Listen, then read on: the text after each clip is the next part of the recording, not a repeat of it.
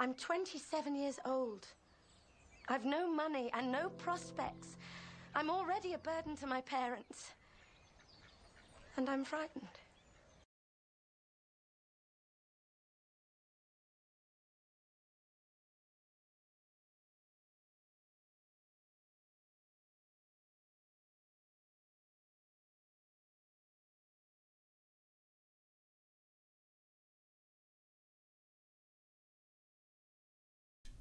Gotcha. Now we're good. Sorry. Okay, I was saying, I don't know why the chat replay isn't popping up. Let me double check that really quick to see if I can, I always click that little button that has chat replay on. But let me double check. Just to double check. I don't even know where it is in these settings. Customization, analytics, editor, comments. Probably be under details. Weird. Hold on. Let me check it in mine. Readers. Ads. Yeah, it doesn't even pop up. That's weird. Chat replay is not there.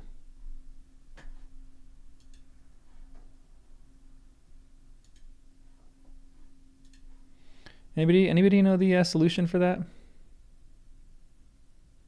Yeah, it does take a while. I guess if there's more chats too. That was a long stream, so maybe it's taking longer. But it shouldn't take 2 days.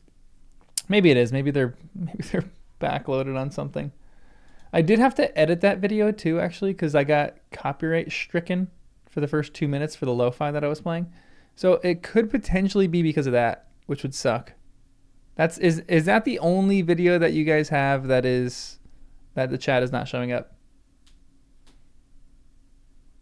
Yeah, it's definitely not tied to the membership. Membership has no bearing on if you can see chat or not.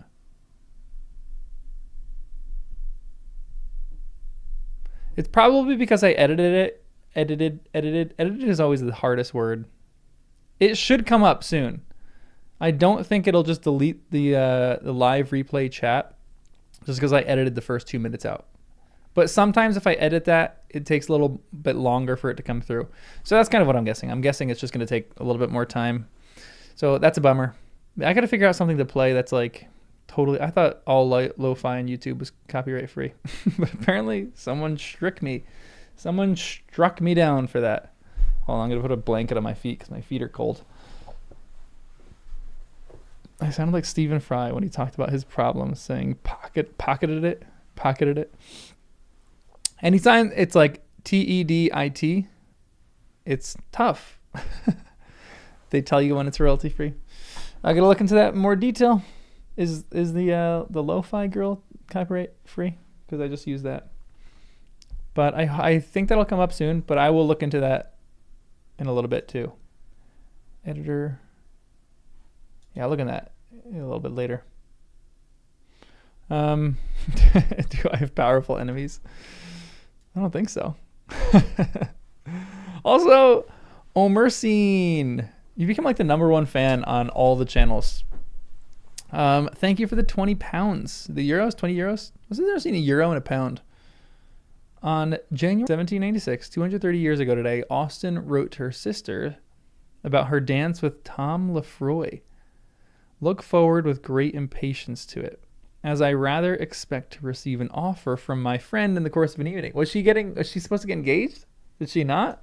I'm curious what her life is like. Euro is European, pound is British. Okay.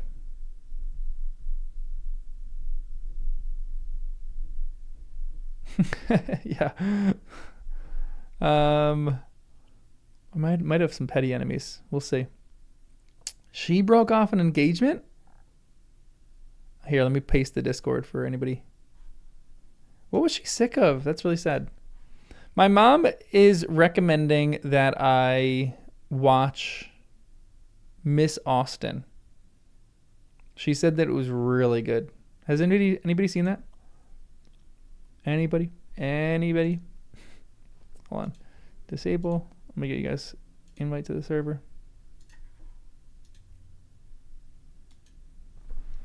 Here's the Discord if anybody wants the Discord. Jane Austen accepted a guy and the next day said, I cannot. Wow. What was her reason for not? Does she ever write in a letter what her reason for not doing it was? That's kind of crazy.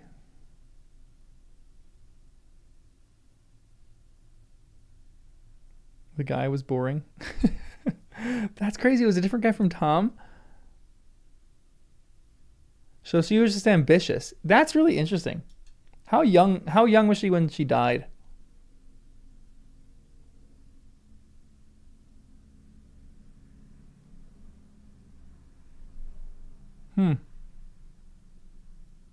But he was rich, but she didn't love him. 40s. Wow. Crazy. Come on. There we go. 41 is young. Dang, that's sad. That's really sad. Also, I keep thinking, imagine having every single letter or email that you've ever written published after you die. What? That'd be kind of terrifying. Like, you kind of trust your family to be able to, like, you know, do all the good things, but man, that'd be like all of Tolkien's letters, not all, but a lot of his letters are published. That's kind of scary. Also, real quick, what's the word I'm looking for? Housekeeping. Do you guys get ads during this live stream? I think I've turned all them off so that you don't get ads, but YouTube still just kind of inputs ads. So I'm curious if you guys get ads when we're doing a live stream. Started publishing at 36. The guy in the movie is the guy she had a supposed crush on. No, proves it was serious. The guy she let down was the rich, boring guy. That's crazy. You get ads in the chat, but not in the live stream. Interesting. You have premium. Love that. Well done. I got to get premium. Premium is the way to go.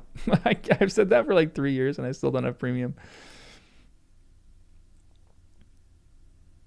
Cleared her search history and deleted her text in Yeah, I'm the same, Nemo. I feel like those are personal things. I feel like letters, even though you learn a lot about the person and it's fun for us as like fans, I feel like that's not right. Guys, I'm going to try something.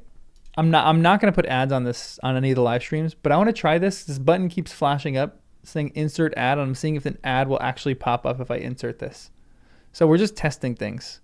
Everyone, don't leave because I'm going to play an ad. I just want to see if this button works because I've never used this button before. And I will not really ever use it, but maybe like between a chapter. Ad inserted. It says ad inserted. Anytime that happens, the number just drops. I don't know. You got an ad? Interesting. Okay. All right. That's the last time I'll hit that button. Precinct for impact. You got nothing? Nanola, do you have premium? Yeah, that's why I don't want to do ads, because I feel like there's going to be juicy parts. And I don't want to like have an ad pop up as soon as we're like, talking about Darcy and Lizzie having a good flirting session, and all of a sudden you get an ad for like, I don't know, HR block. Yeah. You got an ad for HR block. It's the time for HR block. That's when they're doing their ads. You got an ad for therapy. Interesting. Yeah. Everyone tell me what you got ads for. Okay, good. You could skip it quickly. Love that. I assure you, never was such an advertisement contrived with such capacity for vexation. Pneumonia shots. Wow. Did you have pneumonia recently? Totally froze the stream. Yikes. Oh no. That's funny. No ad, no premium. Brave browser. That's the way to go. Love me some Brave browser. I only use it for some things. Love Brave browser though. For your country's big newspaper. Love that. Where are you guys from? Everyone, tell me your countries. Where do you guys live? And then we'll start to read. Wow, I have Lord of the Rings on my lap, not Pride and Prejudice. I'm forgetting I was writing an essay about Lord of the Rings earlier. That's why. It knows you're old. Meal kit. Denmark. Cali. Love that. New York City. Let's go. We're neighbors. I'm going to the city today. I'll be in the East Village. Canada. Portugal. Barca. Ooh, Barca. The land, you mean the country of Texas. Finland, Canada, Brazil. Ooh, Brazil. America, Hungary, DC, USA. Blenheim, New Zealand. Wow, what time is it in New Zealand right now? Atlanta. Ooh, USA. Netherlands. My ancestry, Honduras and Netherlands. Interesting. Hey, welcome to the Hot Tamales. D Track Crag 20. Welcome. Also, no one really knows what a hot tamale is anymore because that was like the original podcast. But hot tamales. Let me explain what a hot tamale is before we do a live read. Okay, a hot tamale. When I was starting off on my internet media journey, I essentially started off my initial foray into publishing things online was at a really weird point in my life, and I really wanted something creative, a creative outlet, because I needed to do something. And so I started making a podcast about the children's show Bluey. And I think I did do some hot tamale merch, but no merch that I ever have sells. So I don't really care about merch anymore.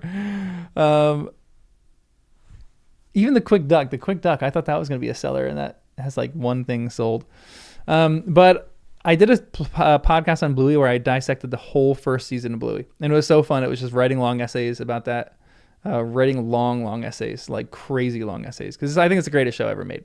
And so I did that, and then as I was doing that, I was talking to some friends, and I had a book club, and one of my best friends in the book club was like, "Hey, Jen and Danny haven't read Harry Potter. We should read Harry Potter with them." And I was like, yes. Jen and Danny didn't tell me that they were reading Harry Potter.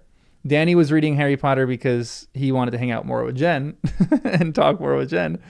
And so most of you guys don't even know these people, because this is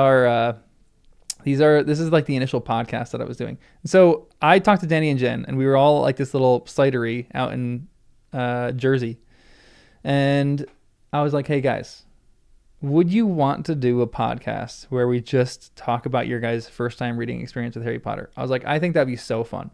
And they were like, "Yeah, sure." And they were all bought into it. And so we tried doing that. We did some Harry Potter and the First Time Readers. That's what it's called. It's still up. It was a good podcast. And then I started making a YouTube channel on that. We started doing live streams and everything like that. And then the YouTube channel transitioned into Lord of the Rings, and now it's another channel on classics. But I would love to get back to that podcast because that was really, really fun. But when we were doing that podcast, after every single like set of chapters, we would do like 4 or 5 chapters together and just talk about those. It was like an online book club. And one time Jen was like, "Oh, I really like Jenny. She's like, a hot tamale." And so we started awarding after every single few chapters, we would award our favorite character of those chapters. We would award what our favorite moment was, and we would award the hot tamale award, which is like the hottest character, which just took a life of its own. And so now we call everyone who works in these channels and who likes these channels hot tamales. So that is the origin of that. Initially we did like 5 chapters together. And later on, we started to do 1 to 2. In the last 2 books, we were doing 1 to 2 at a time. But early on, we were trying to book through it. We were trying to do 4 to 5 chapters. Then it ended up going to 3, and 3 was like a good like thing. And then I would just kind of gauge what chapters have like good chunks to them. Hello from Germany. What's up? I know I should get some hot tamale merch. But sometimes I don't really care about merch all that much. I'm like a bad YouTuber. I should probably post all these things that I'm doing. I'm starting to do some stuff on like TikTok, but I don't care about any of the other stuff. Like I have people talk to me like, they're like, "Oh, you'd do so much better if you were putting this stuff on TikTok and Instagram." I'm so lazy with that stuff. or not really lazy, but I just like YouTube so much better. I'd rather just hang out on YouTube. The Bluey stuff is still available. It's called Obsession Bluey. So if you look on anywhere that you get podcasts, let's look it up on Spotify, or let's look it up on Apple Podcasts. It wasn't like a really popular podcast. It was very niche. And I'd probably be embarrassed to listen to it right now. Obsession Bluey. Here it is. It was so fun to do. You can barely see it because it's over. What's the word I'm looking for? But I started doing season 2 with my nieces, and it was really fun, but we just didn't have time to do it.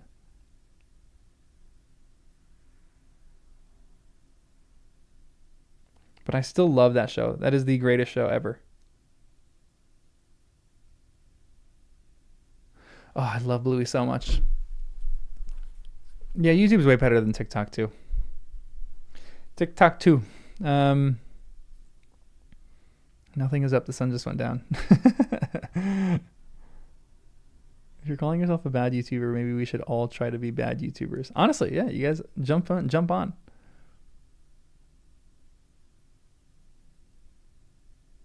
I'm slowly finishing the Deathly Hallows podcast. Interesting. I've checked out Jim Dale audiobook like 3 times so you can follow along. Love that. Whatever happened to that other group? That group is they're just reading it so slowly that it just kind of fizzled. We might just jump back into it and just do the podcast with like if I can get them kind of focused, we'll do it. But that one, life stuff happened. Eric and Melissa got married. Mark and Liz had a kid. Like life stuff got in the way, so it was kind of tough. YouTube's made you sit through 3 full ads. What the heck? YouTube's so weird too. It gives ads to some people, not to others. I guess if you're using like a browser. Anyway, we should find out like a good. We should rename the members on this channel something good that has to do with classics. Like if you're a member, you're a, I don't know, something. Cinnamon Panos, you're a member. Welcome. Yeah, thanks to that. I think we have 4 members on this channel. That's really cool, guys. Really cool. Supporting me in this making of classics content. I know. Kids ruin everything. You gotta watch 3 ads when you came back. That's wild. All right, let's just jump into chapter 34. We're gonna do 3 chapters because these are not like long chapters, but they're longer than before. It'd be like 20 pages of reading. So we're gonna do chapter 36, and then, wow, chapter. That's a long chapter. And then I'm gonna get some work done. But apparently, chapter 34 is a chapter. This is intense. What comes now? Okay. Next 2 weeks, we'll be busy full time. Unless you stream Fridays, I'll be only able to see afterward. Bummer. You can't just watch at work. The Dusty Tamales. That's what the OG fans are. You guys are the Dusty Tamales.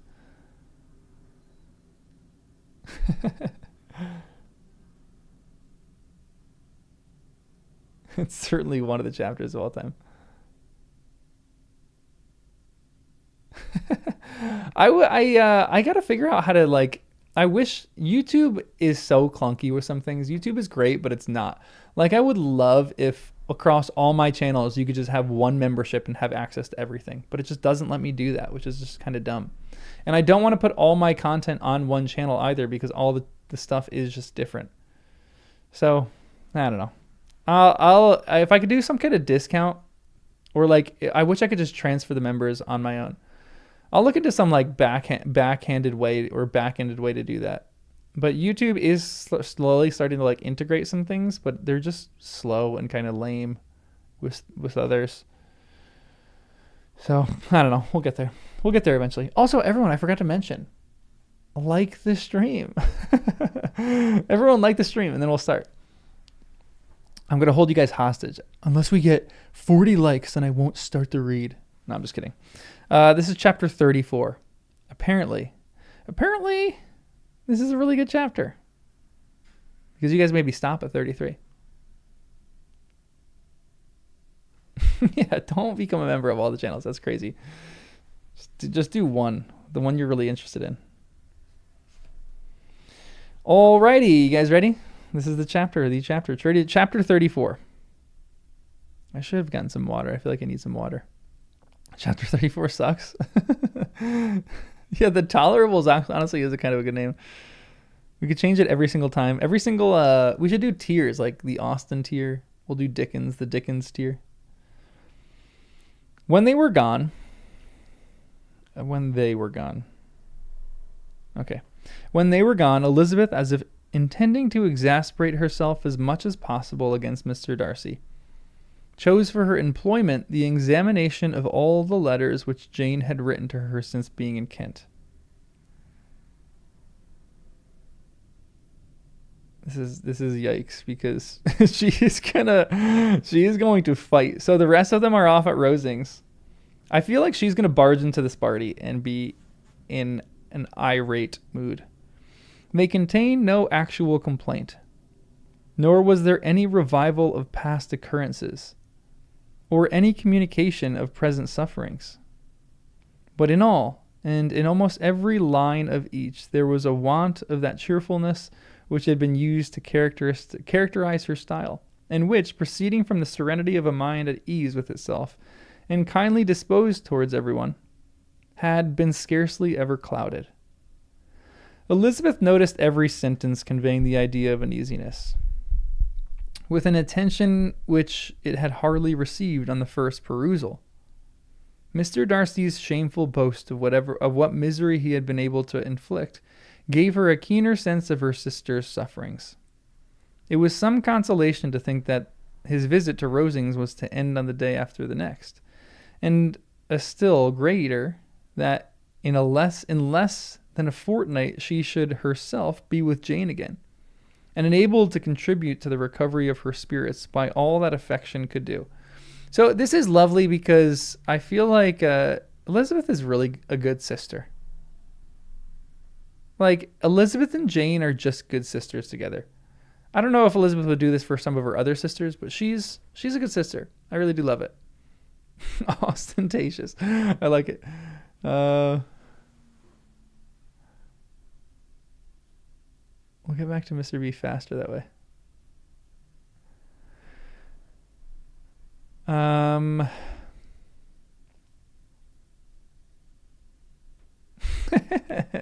Oh no, your bell to start teaching rings in 3 minutes. No.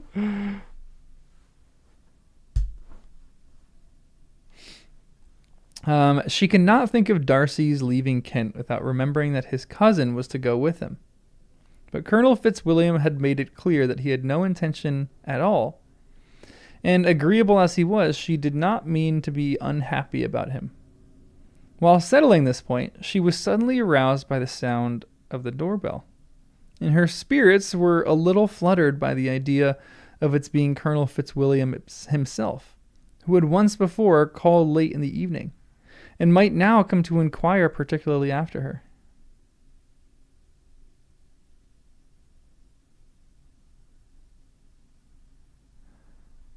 But this idea was soon banished, and her spirits were very differently affected when, to her utter amazement, she saw Mr. Darcy walk into the room. In an hurried manner, he immediately began to inquire after her health, imputing his visit to a wish of hearing that she were better. Hold on. Is he going to do what I think he's going to do? Is he going to propose? No way. Hold on. This is crazy. What is going on here? She answered him with cold civility. Whew, icy. He sat down for a few moments, and then getting up, walked about the room. Oh, he is terrified. He is so nervous. Poor guy. He's walking into the lion's den right now. Elizabeth was surprised, but said not a word. After a silence of several minutes, he came toward her in an agitated manner, and thus began. In vain I have struggled. It will not do.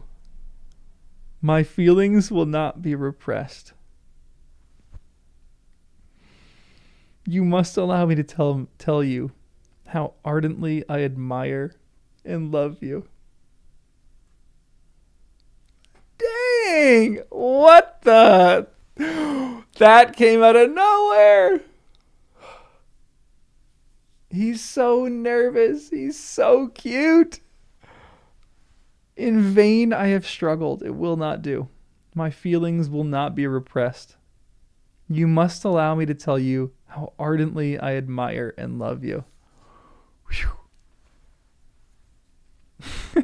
Dang.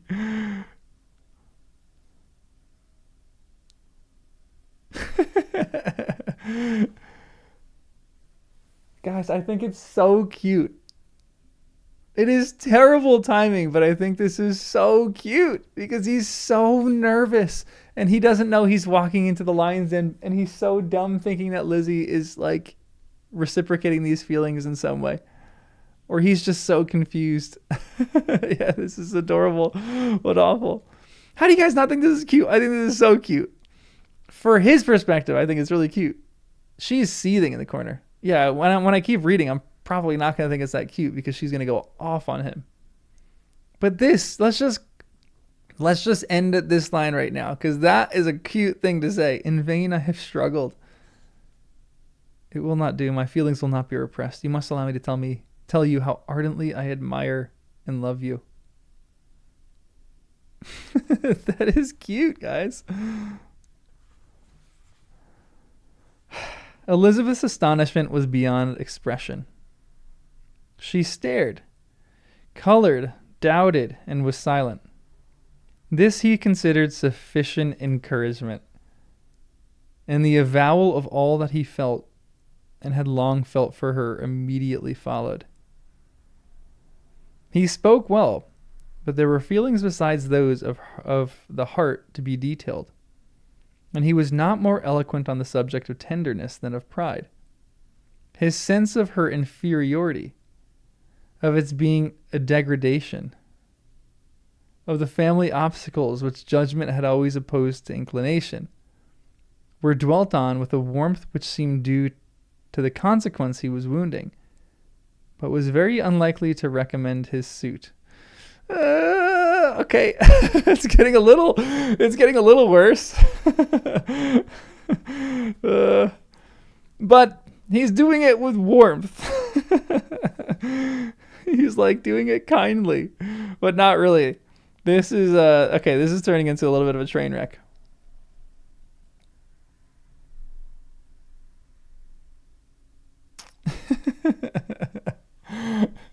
Oh boy.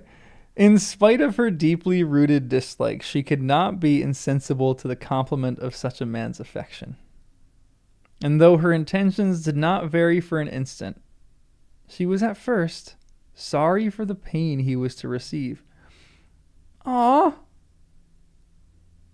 Good for her. She still has like a little bit of a soft spot for him. That's a line. I like that line.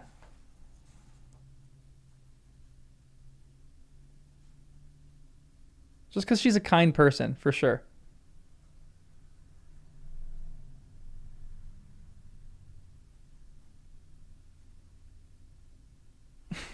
Guys, I will do anything to read this and to not think badly of Darcy. No, I'm just kidding. She was at first sorry for the pain he was to receive, till roused to resentment by his subsequent language, she lost all compassion and anger. Okay, yikes. She tried, however, to compose herself to answer him with patience when he should have done. He concluded with representing to her the strength of that attachment which, in spite of all his endeavors, he had found impossible to conquer.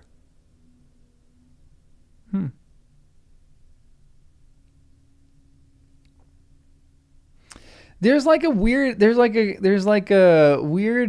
backhandedness in this whole proposal that is like almost as bad as Collins. I mean, I just hate Collins a lot more, but like the proposal here for him, he's saying it but not saying it. He concluded with representing her the strength of the detachment which, in spite of all of his endeavors, he had found impossible to conquer. He's like, I have been trying my hardest to not like you. And there's a lot behind that that's like, because you're poor, because I hate your family, because your sisters are really annoying, because your mother is intolerable. Which Elizabeth knows, but she doesn't need to get reminded of that, you know?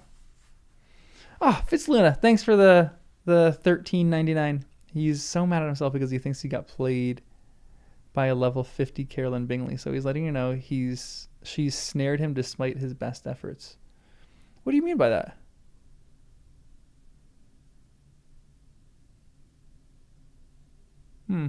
Interesting.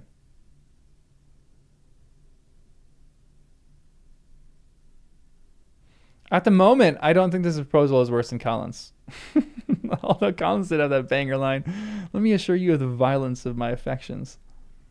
At the moment, I probably might agree with you guys, like, because this is kind of going down.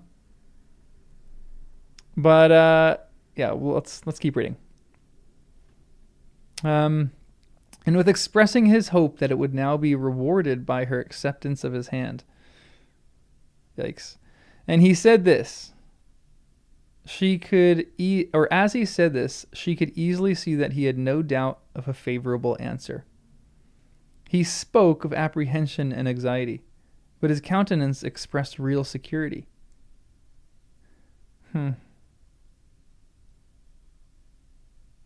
Such a circumstance could only exasperate farther, and when he ceased, the color rose in her cheeks, and she said, in such cases as this, it is, I believe, the established mode to express a sense of obligation for the sentiments avowed, however unequally they may be returned. Yikes. It is natural that obligation should be felt, and if I could feel gratitude, I would thank you, but I cannot. I have never desired your good opinion, and you have certainly bestowed it most unwillingly. I am sorry to have occasioned pain to anyone. It has been most unconsciously done, however. I hope will be of short duration. The feelings which you tell me have long prevented the acknowledgement of your regard. Can have little difficulty in overcoming it after this explanation. I do really like her in this. She's kind of going off on him, but there's a difference between the two of them in that. So in her mind, she thinks that Darcy is causing elongated pain to her sister, and she hates that. But at the same point, even though she feels that and it's wrong, I think, she's still not willing to put him through elongated pain, which I really like. I think I respect. And even though she's wrong in her mind, I think that's a really admirable quality. She's kind. That would be an interesting video. Which proposal is worse?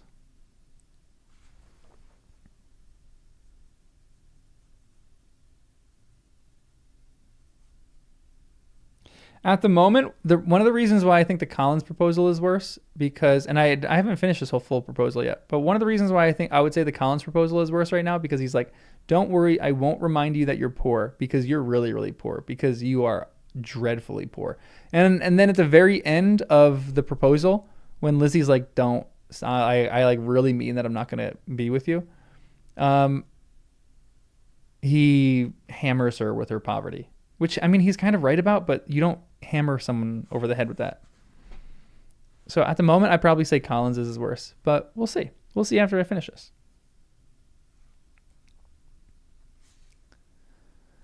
The only thing is, I don't know. I have a video coming out about that, so don't give me spoilers on that one, because I don't know. One of the previous things that was said in the last chapter is why exactly is Darcy upending the connection of Bingley and Jane? I don't understand why he's doing that. I think that is happening, but I just don't understand why he's doing that. So I'm not going to look at chat for a second because I really don't want spoilers about this. But there's a few different options in my mind. The first one is that he just hates the family. And then he's being hypocritical if he does that, because now he is like, hey, I love you, Elizabeth, and I'm willing to put up with your family. So maybe that's the case. And because this is happening right here, he's going to be like, fine, Bingley, you can like whoever you want. But another reason I think it could be potentially is monetarily. Maybe like Bingley is young in his money and he needs someone who is a bit more stable or something. But I don't know. So I kind of hope it gets answered this chapter. That'd be kind of sweet. But I doubt it. So let's keep reading.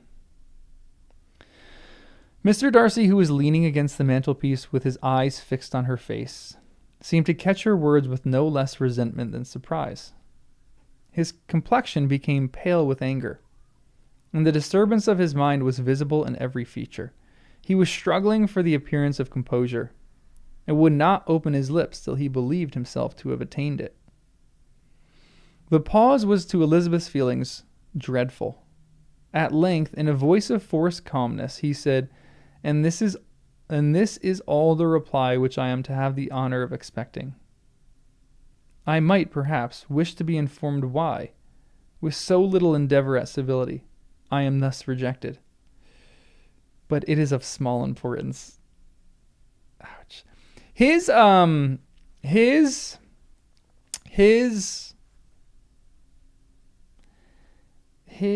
what's the word I'm looking for?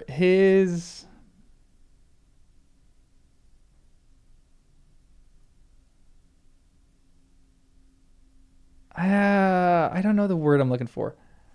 It's not pride. He's prideful in this. His ability to be hurt, it's that much. I don't know what that word would be for. What that word is. Like his ego can be hurt so quickly. Like so fast.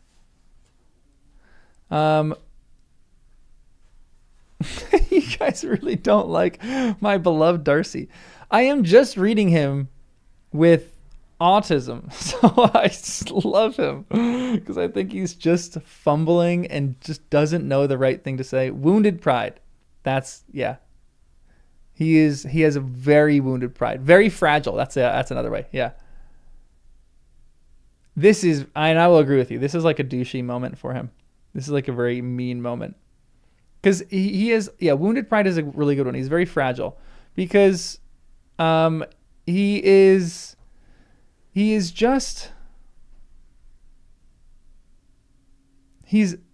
so confused as to why, like he thinks of himself very pridefully. He's so confused as to why his proposal is getting rejected. And then he belittles her. Oh, this is of little importance to me. Like, it's not. You really, really care about that. Stop acting like it's not of little importance to you.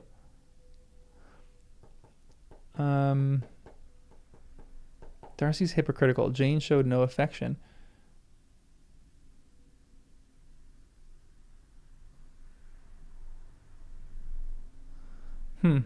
Interesting.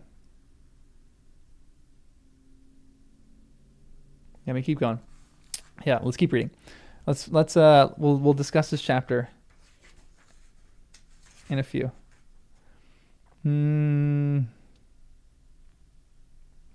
I might as well inquire, she replied.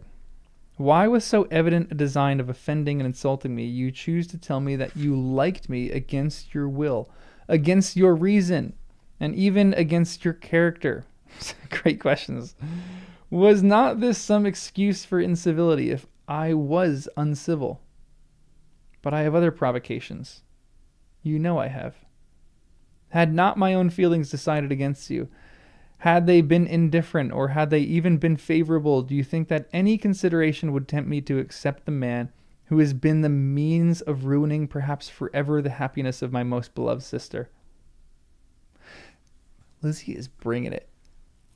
Lizzie is bringing her A game. As she pronounced these words, Mr. Darcy changed color, but the emotion was short. and he listened without attempting to interrupt her while she continued.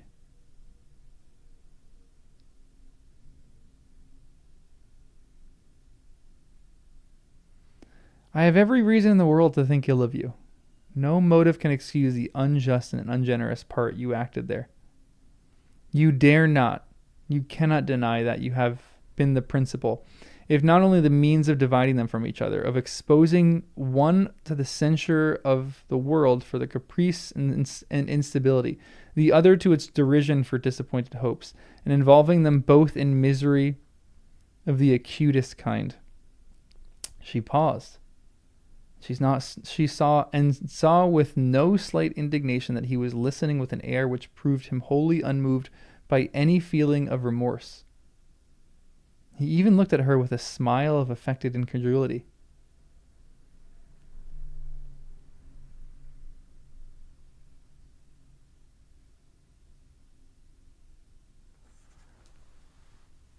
Weird.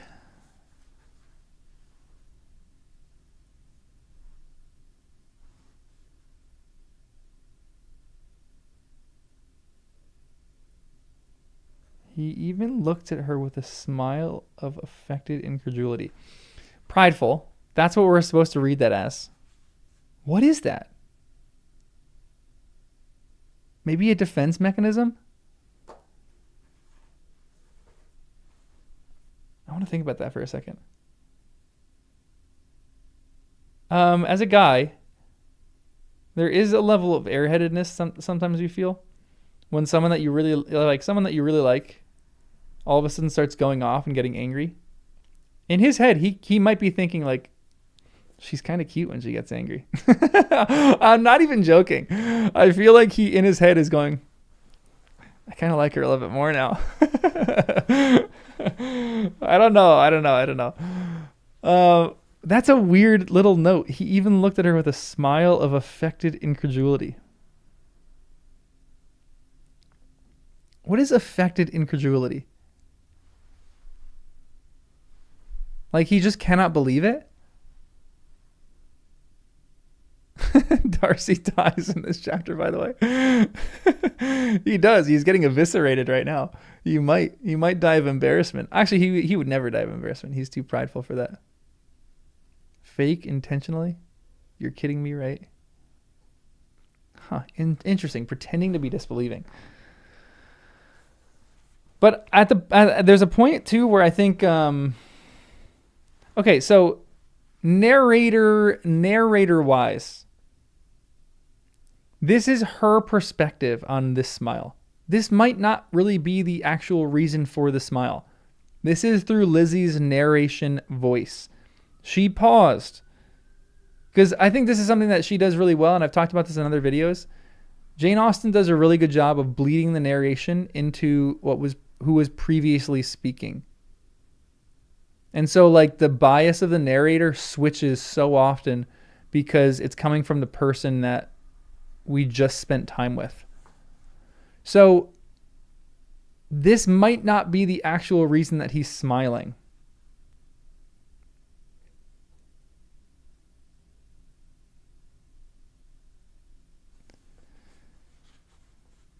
Yeah, maybe it's just like utter shock. Maybe it's the same way that he smiled the previous time she stung him. Maybe he thinks that she's still flirting. Yeah, it's not objective. Yeah, internal screaming. Honestly, it feels like that. Queen's Thief and Blue Sword propaganda. What is that? I don't know what that is.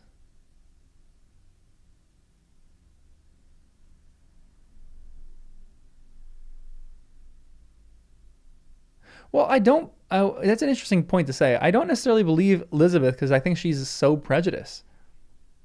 I think she's right about a lot of stuff. But she goes against some of my favorite characters. Like she goes against Jane.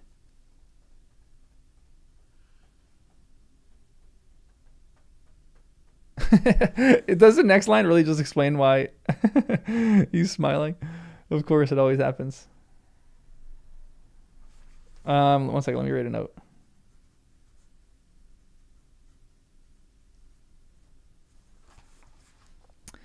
Can you deny that you have done it? She repeated. With assumed tranquility, he then replied, I have no wish of denying that I did everything in my power to separate my friend from your sister, or that I rejoice in my succession.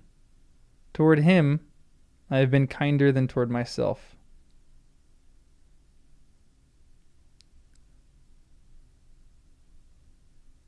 That makes me think that he was separating them because of the family ties and because he's now being hypocritical.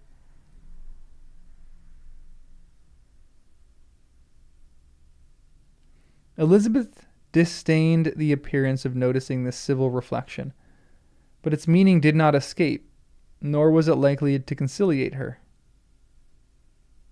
But it is not merely this affair, she continued, on which my dislike is founded.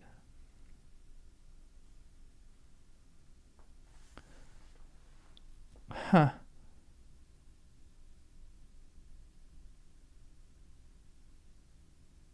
Yeah, his pride is really coming out here. I think this is the worst moment for Darcy. Other than just openly insulting Lizzie in front of her face, I think this is his worst moment. Not a great proposal. Talking about how I really shouldn't, you're poor, I don't really like your family. There's so many reasons why I shouldn't like you, but I love you. In a guy's mind, sometimes you're like, oh, that sounds great. And then all of a sudden, it's not. Don't say that. But this is interesting. I still don't understand why he separated them and now he's punishing himself, because is Bingley that broken up about it? Maybe this is a reading between the lines. Toward him I have been kinder than toward myself. Why does he not rejoice in his success?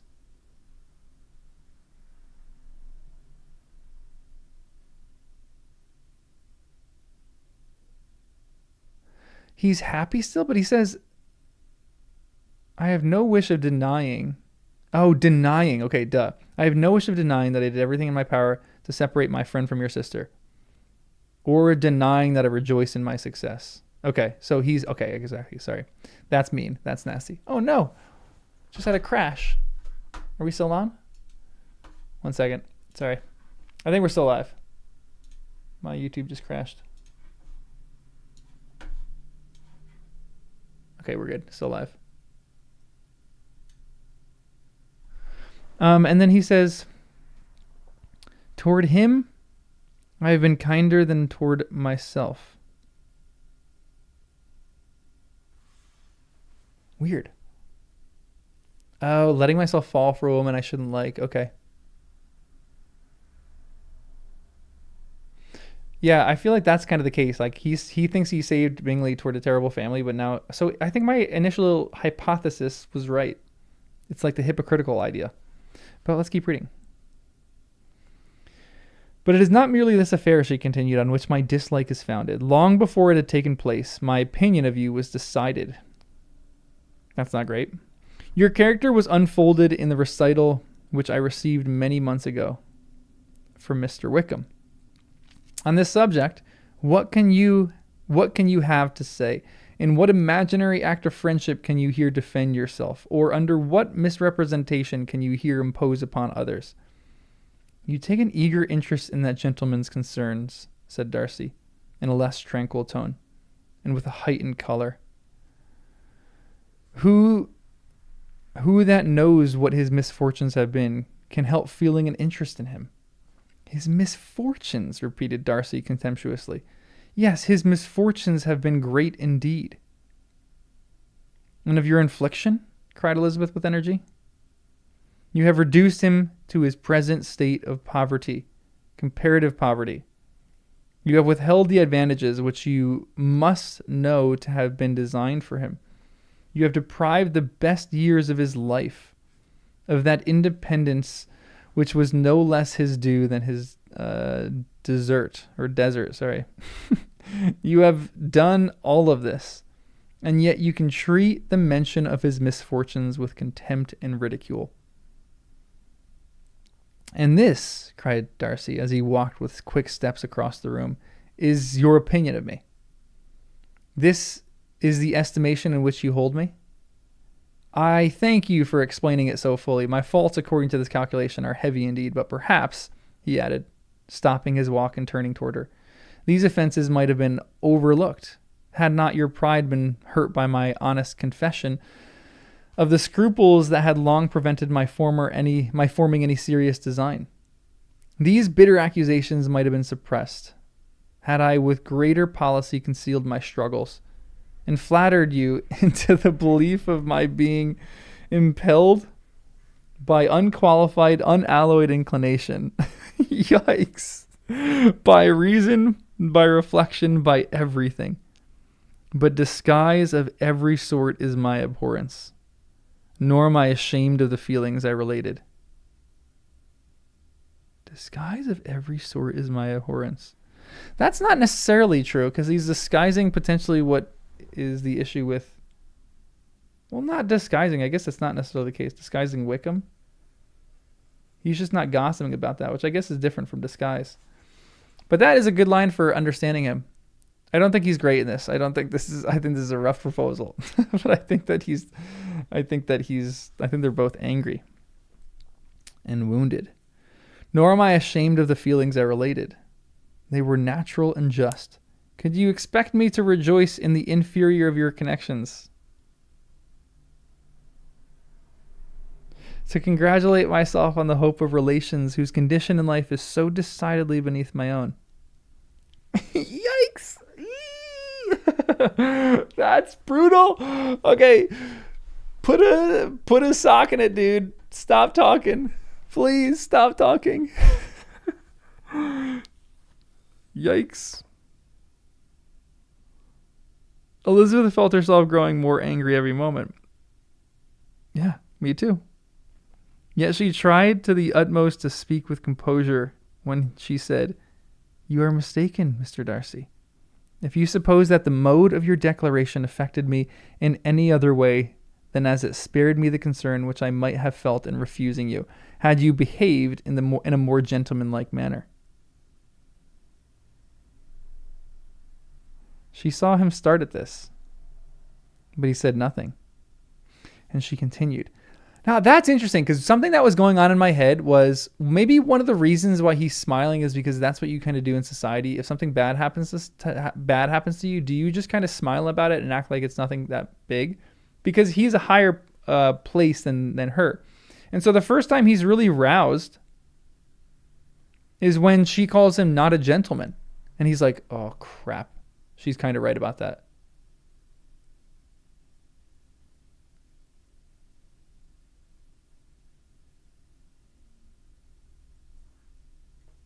Yeah, he definitely didn't behave like a gentleman. So I think he's kind of regretting that. I think he's honestly regretting that more than not being accepted, not the proposal not being accepted. Maybe not. Wild stuff going on in this novel. You could not have made me the offer of your hand in any possible way that would have tempted me to accept it. I mean, this is the Pride and the Prejudice. This is like the Act 3, Scene 3 of a Shakespeare play. This is where, like, he is being so prideful. It is painful how prideful he is. And she is being so prejudiced. But she's a lot more excusable in her prejudice, because everything that she's saying kind of has credence to it in her words, or in her understanding. And he's just stuck on his pride. Darcy is taking on water here. Yeah, he's trying to bail the boat out a little bit. Like I like what she's saying a lot more than him, obviously. I think everyone would probably agree. Yeah, the Wickham idea, not so much. But at this point in the novel, I don't really know the backstory for Wickham, so I don't really know what's going on.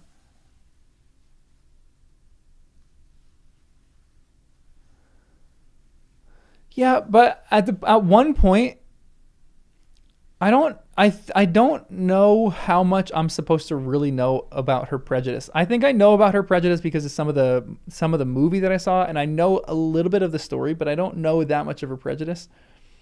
So I don't know.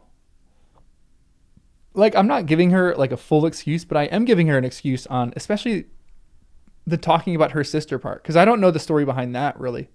I think I feel like I know maybe the Wickham story a little bit more, but I don't know what really happened with Wickham. But I just know Wickham is a tool bag. And her defense of Wickham is ridiculous. That's her worst form of prejudice. Her deep desire to defend Wickham is ridiculous. That's actually like laughable how crazy that is. But his pride in he was wounded so quickly and just completely recedes is, I think, a little worse.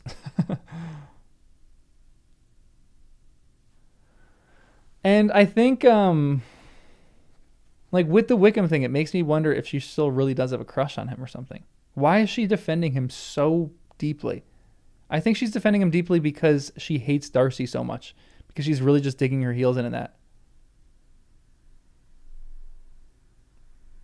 Yeah, she's kind of basing her thoughts on a little bit more rumor than anything else.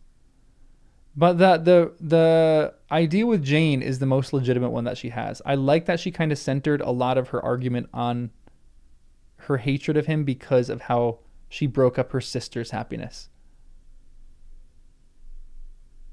And when she sees that, I think she feels like he messed up Wickham's happiness too.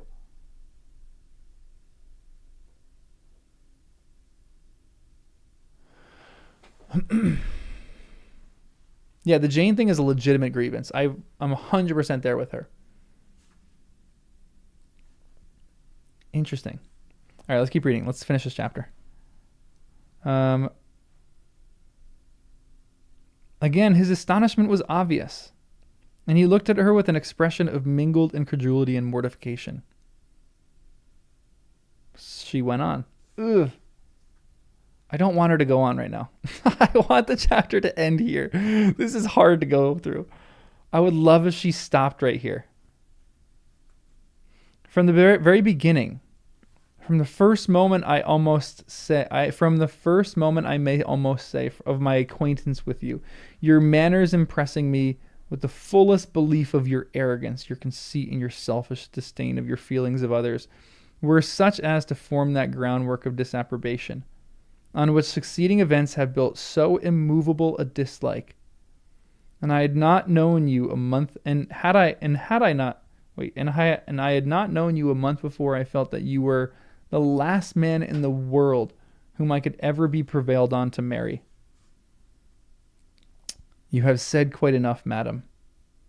I perfectly comprehend your feelings, and have now only to be ashamed of what my own have been. Forgive me for having taken up so much of your time, and accept my best wishes for your health and happiness.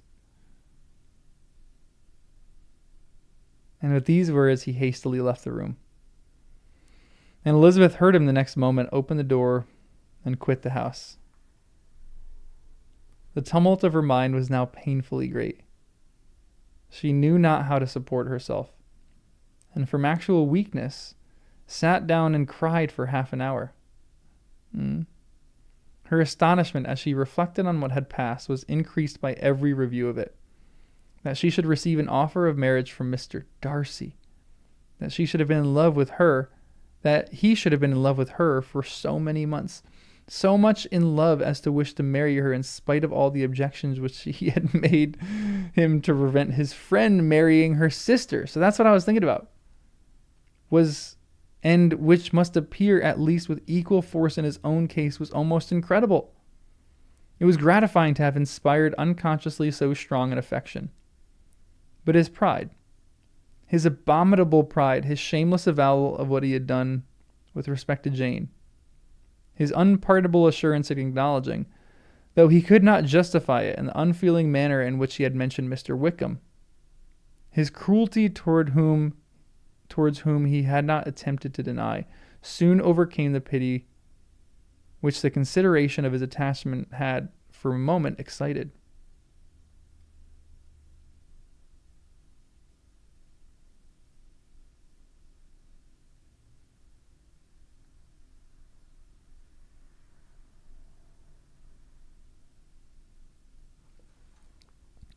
Soon overcame the pity which the consideration of his attachment had for a moment excited.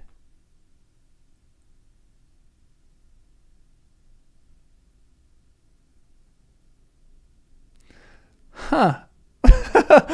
Okay. She continued in very agitating reflections till the sound of Lady Catherine's carriage made her feel how unequal she was to encounter Charlotte's observations, and hurried her away to her room.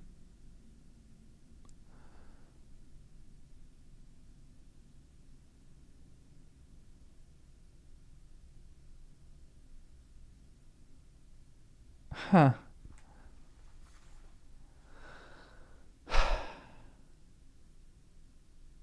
But there's a difference in, I know it's like, I know what the overcoming the pity is, but soon overcame the pity which the consideration of his attachment had for a moment excited.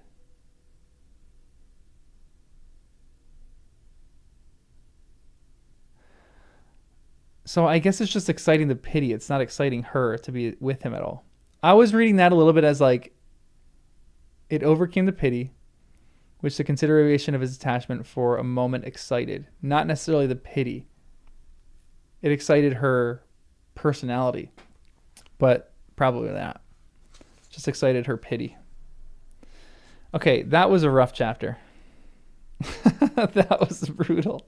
I need a nap after that one.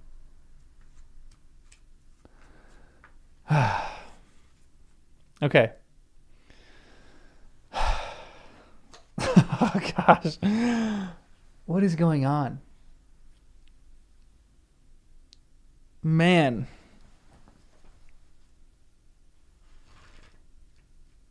How are they going to get out of this? How is she going to change her prejudice to him? I have no idea.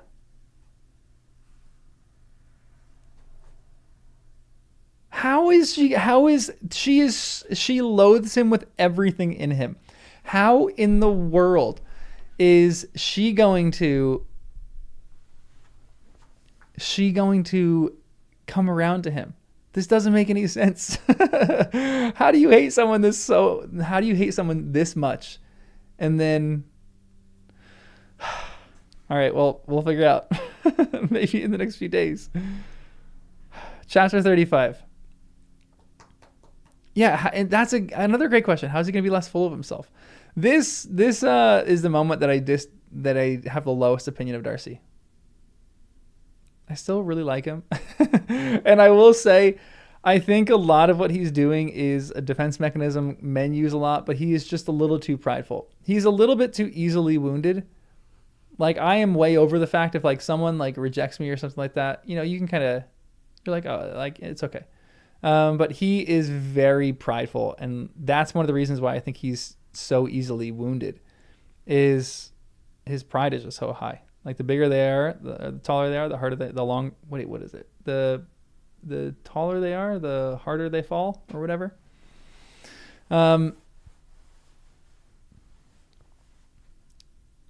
But he is just really relatable in small little things that he does. Like the one little thing that he says at the end. So like everything that he does, I don't love. But this is for sure his pride speaking. But it's also slightly admirable. This is going to sound wild to some of you, I'm sure. But this. You have said quite enough, madam. Like, that's not great. I don't like that line. I perfectly comprehend your feelings. That's not true either. So far I'm not liking this. And have now only to be ashamed of what my own have been. Well, okay, that's not nice at all. So I don't like this paragraph anymore. I like this sentence though, maybe. Forgive me for having taken up so much of your time and accept my best wishes for your health and happiness. Like, he's not saying that in any meaningful way. But the fact that he's not sitting out here just flat out defending himself and giving the explanations is for sure part of his pride, but it is also slightly, I don't know, I think guys do this a lot. Some guys. And you just would rather not explain yourself sometimes. And it's not the most healthy thing, But there's an element of like, there's like, I don't know, I guess outward pride and like inward pride maybe. I feel like this is like him succumbing to both to some extent. But it is a little bit of a level of like, he actually has control and doesn't want to keep talking about this. And honestly, yeah, I think you're right. It has to take him some time to process this because, ooh, anybody know what Enneagram Darcy is? I would peg him as a 5, 100% a 5. Because maybe that's why I like him so much, because I'm a 5. Anybody do the Enneagram? Anybody Myers-Briggs? Anybody know what Myers-Briggs is? I think that because he just needs to process things on his own before he can do anything else. And that's what I do. Like, if something like this happened to me, I'd be like, okay, like, that's fine. Like, I need to get out of this situation right now because I need to go figure out what is going on in my head. And I think that's what he's doing right here. You don't know what these numbers are. The Enneagram is just like a personality test, kind of. Ooh, INTP and a 5 wing 4. That's pretty much what I am. I am an INFP. And sometimes an INTJ, which is weird, which is random. And then a 5. Go take those tests because they're kind of fun. Okay, let's do chapter 35. This is so fascinating. A lot of eyes here. I love this. This is exactly where the eyes would be. the E's are all out doing some fun, like, you know, getting drinks, like going, you know, hanging out with everyone. And we're all at a book club, just chilling, enjoying a good read of Pride and Prejudice. My eyes unite. I love this so much. This makes me so happy. Also, everyone liked the stream. I forget to mention that so much. Yeah, I could see him being a 1 too, for sure. He also is a little bit of a loyalist. I could see him being a loyalist, but to some extent. I think he's a 5. All right, let's do chapter 35. Elizabeth awoke the next morning to the same thoughts and meditations which had at length closed her eyes. Hold on one second.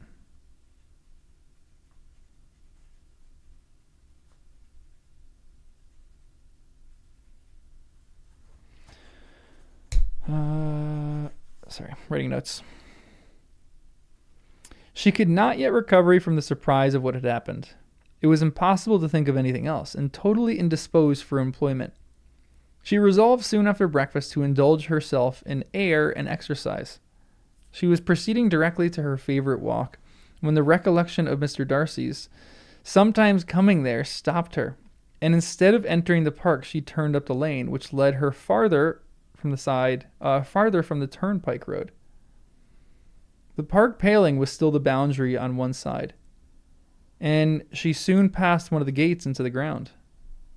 After walking 2 or 3 times along that part of the lane, she was tempted by the pleasantness of the morning to stop at the gates and look into the park.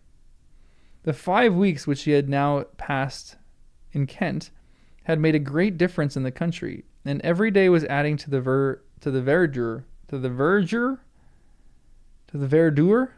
What is that word?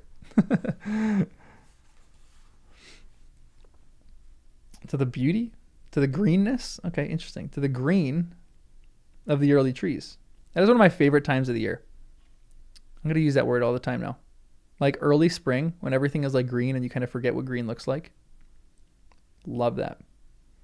She was on the point of continuing her walk when she caught a glimpse of a gentleman within the sort of the grove which edged the park. He was moving that way. Ah, no.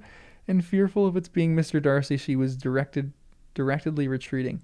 Whew. Okay, but the person who advanced was now near enough to see her, and stepping forward with eagerness, pronounced her name.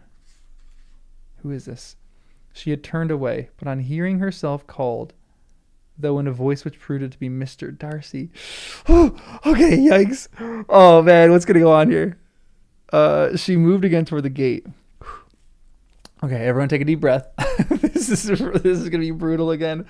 I feel like he's coming. So this is what I would do in this situation too. And This is why this is why I like him and relate to him, because I think he's such a 5. He reminds me of myself in a lot of different ways, because something that he does is he goes away and he processes through what just happened. And then he comes back and he has a full argument in his mind laid out and he knows what he's going to say. Okay. I'm so nervous to read this, but we'll see. 1 second. All right. Hold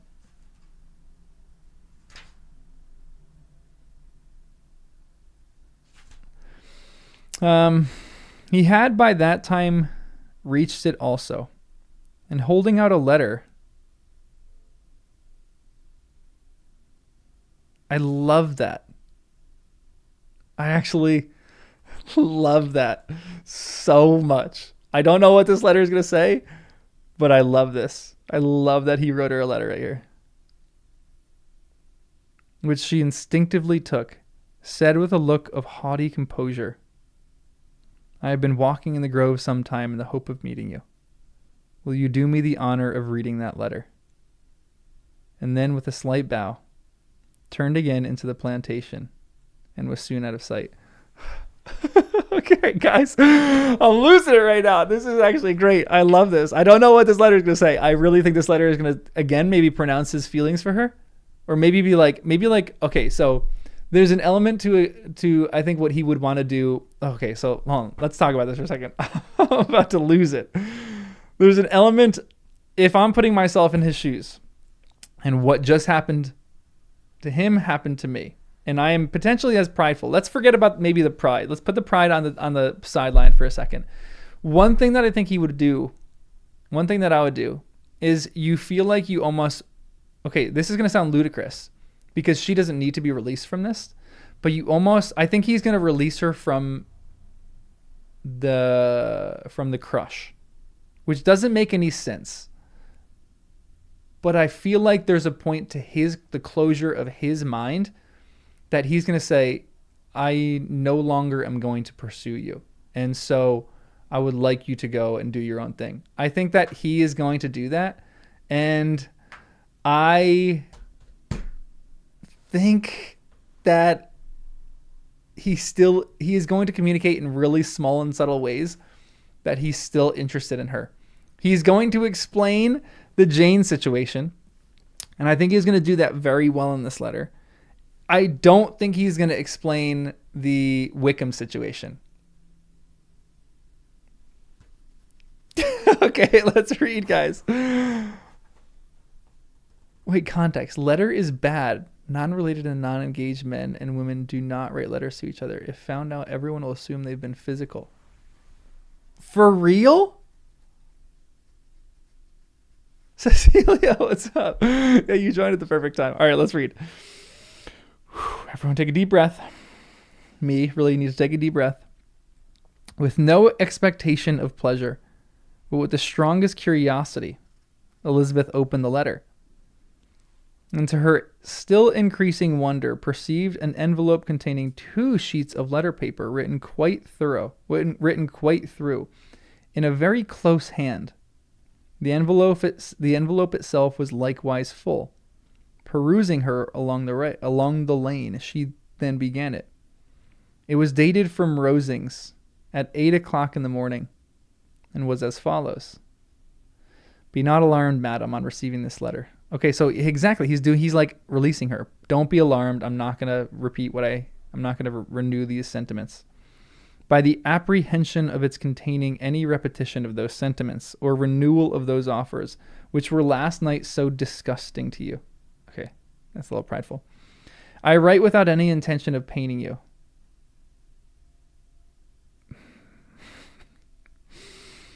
Or humbling myself. Come on, Darcy. That's your issue, dude. By dwelling on wishes which, for the happiness of both, cannot be too soon forgotten.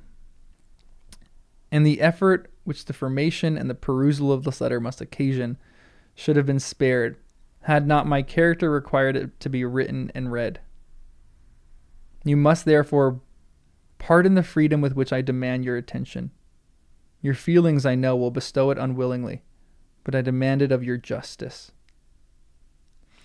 Okay, let me... This is kind of hot. Am I the only one that gets that? A little bit of feelings of like he's prideful, but the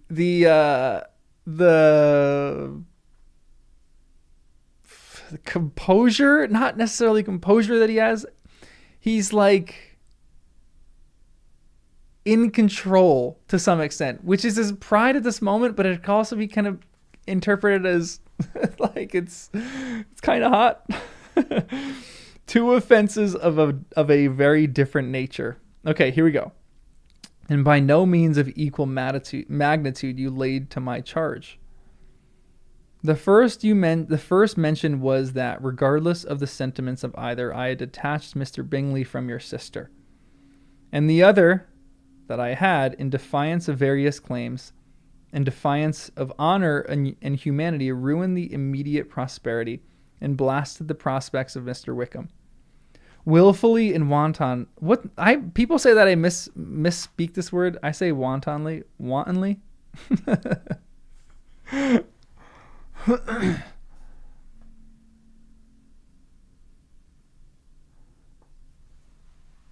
You love it when guys get it. What you see in this book. This is a great book, guys. Mandela, yes, thank you. That's what I think. I think that so deeply.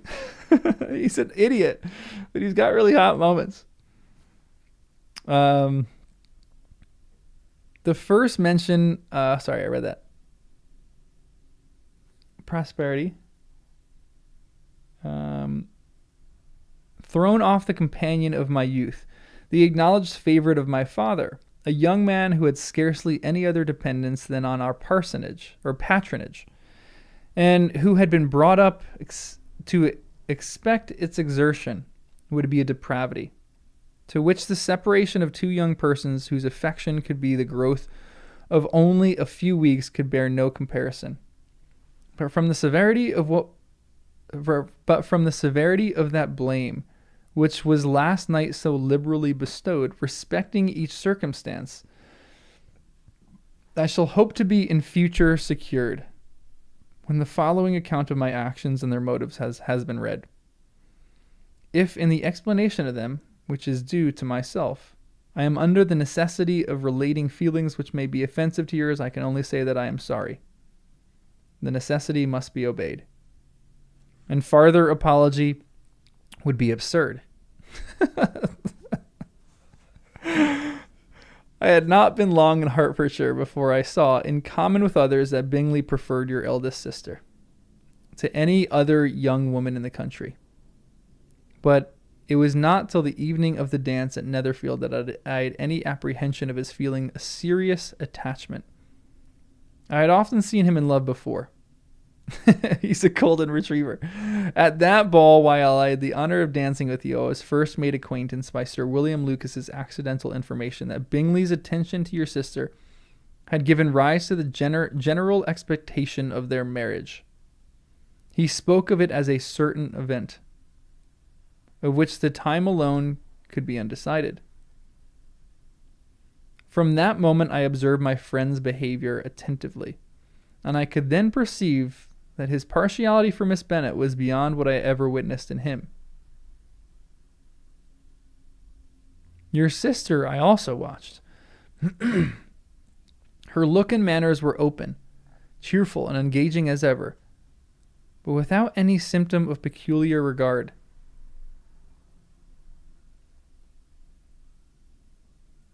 And I remained convinced from the evening's scrutiny that though she received his attention with pleasure, she did not invite them by any participation of sentiment.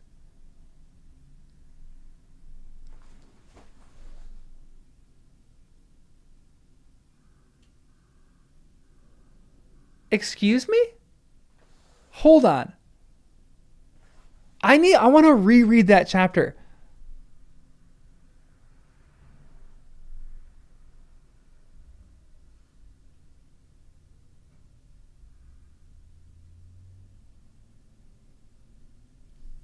Interesting. Charlotte. So he's right. He's doing this. He's helping out a friend here. No joke. If I'm in Darcy's position, I'm doing the same thing. My friend is rich and my friend likes a girl and that girl doesn't like him back that much or is really like reciprocating the feelings. My golden retriever friend who doesn't have enough common sense, I would probably break them up. Charlotte's great. What chapter was that? Can you guys tell me which chapter this was? What was the Netherfield ball? I want to actually just check that really quick.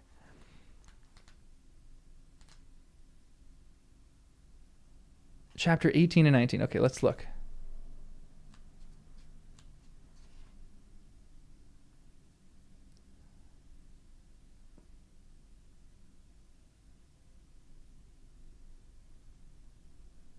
When does she say that? At the beginning of the chapter?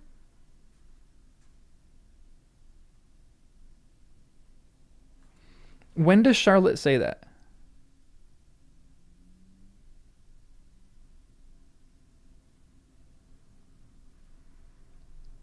Charlotte's words are in chapter 6.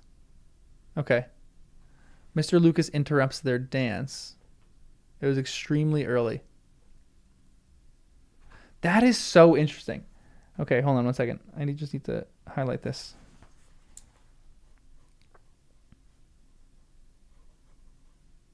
And then it's so interesting too, because someone mentioned that we're seeing this through Jane or through Elizabeth's perspective, which is exactly it. Because I'm so biased on that, because I'm like, they love each other so much. But I've only been seeing that through Elizabeth's perspective, because Elizabeth has been talking to Jane ad nauseum about this. Maybe Jane is doing something that is kind of hot, which is like not playing all your cards.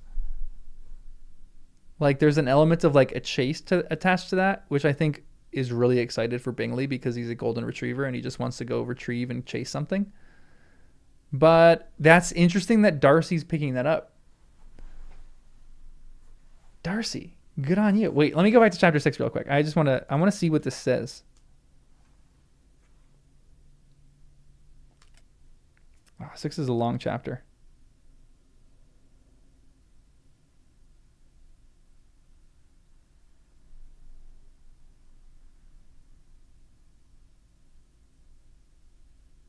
Where does it happen in chapter 6?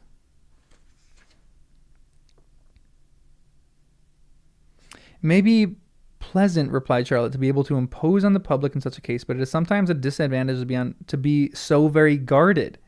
If a woman conceals her affection with the same skill from the object of it, she may lose the opportunity of fixing him, and it will then be but poor consolation to believe the world equally in the dark. There is so much of gratitude or vanity in almost every attachment that it is not safe to leave any to itself. We can all begin freely. A slight preference is natural enough, but there are very few of us who have the heart enough to know or to be really in love without encouragement. In 9 cases out of 10, a woman had better show more affection than she feels.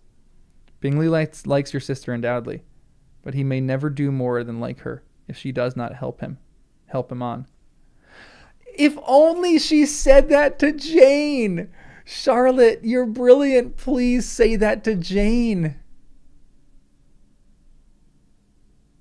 Ah, devastating. So devastating.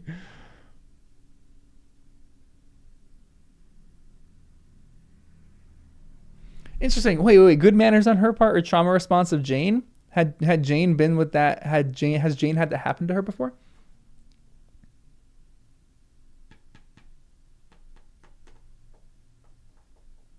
She's following etiquette. I don't necessarily know if is that for sure the case?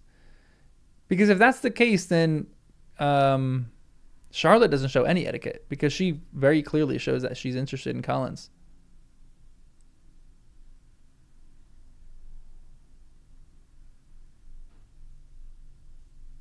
Honestly, yeah, it is a good part on how her family responds.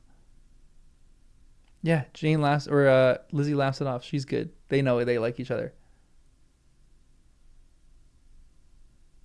Ah, man, Jane, that's great. That's actually a really, really great point. Jane is not being overly flirtatious because she doesn't want her family involved. Man, Jane is learning the hard way. That is actually such a fantastic point. Got to make a video about that.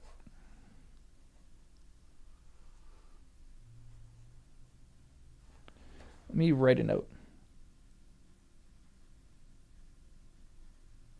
She knows her family is going to ruin it. So she just tries to keep her feelings a secret.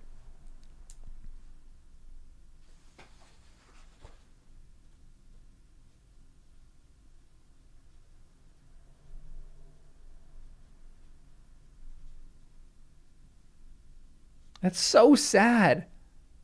That's so sad. That's true. Charlotte just had a laugh at one of Collins's jokes, and he was sold. He was in. He goes, "Oh, you're the love of my life." This is a layered text. This is so good because everything is just misunderstandings. Oh man, it is so true to real life. Everything is just like moves and counter moves. Okay, let's finish this letter because dang, I love this. I love this so much. I like how this whole letter is just one paragraph. Because that's how you write a letter, but sheesh amundo. If you have not been mistaken here, I must have been in error. Your superior knowledge of your sister must make the latter probable. If it be so, I have been misled by such errors to inflict pain upon her. Your resentment has not been unreasonable. Good. But I shall not scruple to assert that the serenity of your sister's countenance and air was such as might have given the most acute observer a conviction that however amiable her temper, her heart was not likely to be easily touched. That I was desirous of believing her indifferent is certain. But I will venture to say that my investigations and decisions are not usually influenced by my hopes or fears. I did not believe her to be indifferent because I wished it. Excuse me.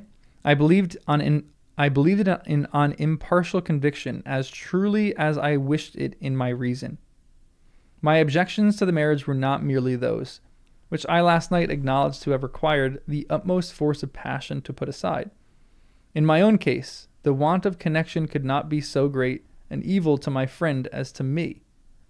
But there were other causes of repugnance, causes which, though still existing, and exist to an equal degree in both instances, I had myself endeavored to forget because they were not immediately before me. These causes must be stated, though briefly.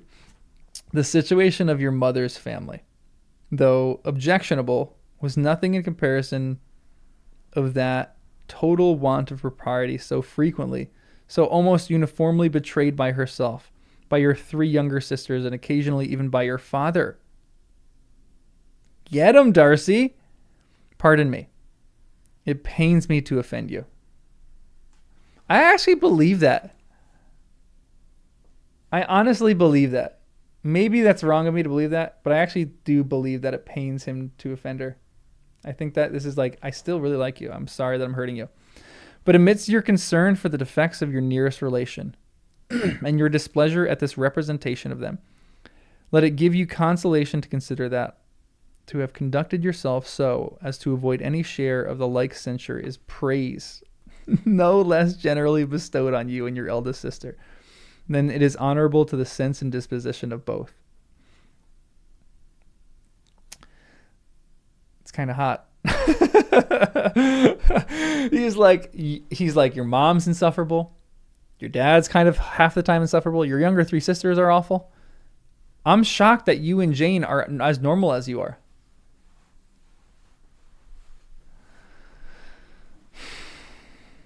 I will only say further that from what passed that evening, my opinion of all parties was confirmed, and every inducement heightened, which could have led me before to preserve my friend from what I esteemed a most unhappy connection. He left Netherfield for London on the following day, as you, I am certain, remember, with the design of returning soon. The part which I acted is now to be explained.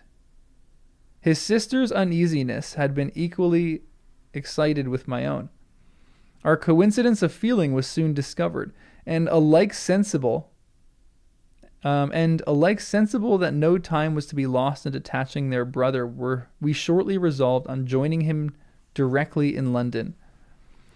We accordingly went, and there I readily engaged in the office of pointing out to my friend the certain evils of such a choice. I described and enforced them earnestly. But however this remonstrance might have staggered or delayed his determination, I do not suppose that it would ultimately have prevented the marriage, had it not been seconded by the assurance, which I hesitated not in giving, of your sister's indifference. He had before believed her to return his affection with sincerity, if not with equal regard. But Bingley has great natural modesty, with a stronger dependence on my judgment than his own. To convince him, therefore, that he had deceived himself was no very difficult point. To persuade him against returning to Hertfordshire, when that conviction had been given, was scarcely the work of a moment. I cannot blame myself for having done thus much. There is but one part of my conduct in the whole affair on which I do not reflect with satisfaction. It is that I condescended to adopt the measures of art so far as to conceal from him your sister's being in town. Interesting. I knew it myself, as it was known to Miss Bingley. But her brother is even yet ignorant of it. That they might have met without ill consequences, perhaps probable, but his regard did not appear to me enough extinguished for him to see her without some danger. Cute. Perhaps this concealment, this disguise, was beneath me. It is done, however, and it was done for the best. On this subject I have nothing more to say, no other apology to offer. If I have wounded your sister's feelings, it was unknowingly done, and though the motives which govern me may to you very naturally appear insufficient, I have not yet learnt to condemn them. Okay. Respect. I kind of like that. That's a good defense. Very well written. Well done, Darcy. He's back as my favorite character. Just kidding. But that was very interesting. I think he did what was right. I think he did the proper thing. But maybe affected his feelings a little bit too much. He has to make his own decision. He intervened a little bit too much. Well, really, okay, so maybe I disagree with him a little bit more now that I'm thinking about it. He should have said, Charles, go talk to her. Communicate. Maybe that's improper. With respect to that other, more weighty accusation of having injured Mr. Wickham, I can only refute it by laying before you the whole of his connection with my family.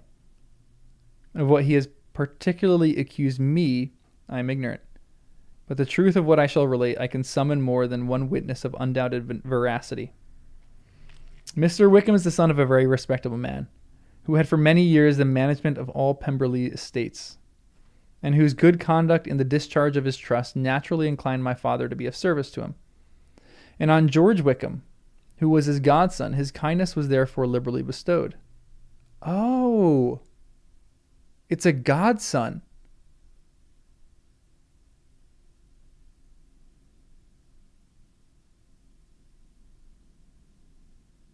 That's interesting. Wow, he wrote a lot about this. Okay, so he's a little angry right now. So that makes sense. That he's not like his father. My father supported him at school and afterwards at Cambridge. Most important assistance as his own father. Always poor from the extravagance of his wife, would have been unable to give him a gentleman's education. My father was not only fond of this young man's society, whose manners were always engaging, He had also the highest opinion of him, and hoping the church would be his profession, intended to provide it in him. As for myself, it is many, many years since I first began to think of him in a very different manner. The vicious propensities, the want of principle which he was careful to guard from the knowledge of his best friend, could not escape the observations of a young man of nearly the same age with himself, and who had the opportunities of seeing him in unguarded moments, which Mr. Darcy could not have. Mr. Darcy being his father, okay. Here again I shall give you pain. To what degree you only can tell. But whatever may be the sentiments which Mr. Wickham has created, the suspicion of their nature shall not prevent me from unfolding his real character. It adds even another motive.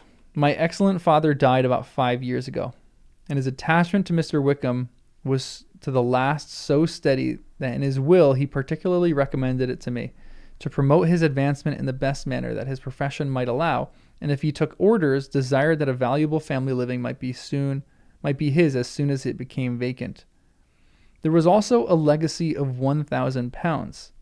His own father did not long survive mine, and within half a year from these events, Mr. Wickham wrote to inform me that, having finally resolved against taking orders, he hoped that I would not think it unreasonable for him to expect some more immediate pecuniary advantage in lieu of the preferment, by which he could not be benefited. Wait.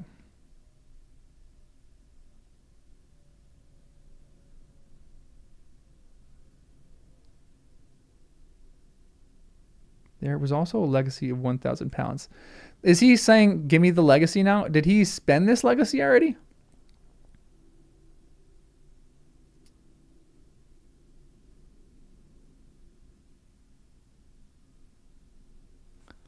Yeah, you may fool Dad, but I can see you for sure. So he refused the office and wanted the money. Interesting. Okay.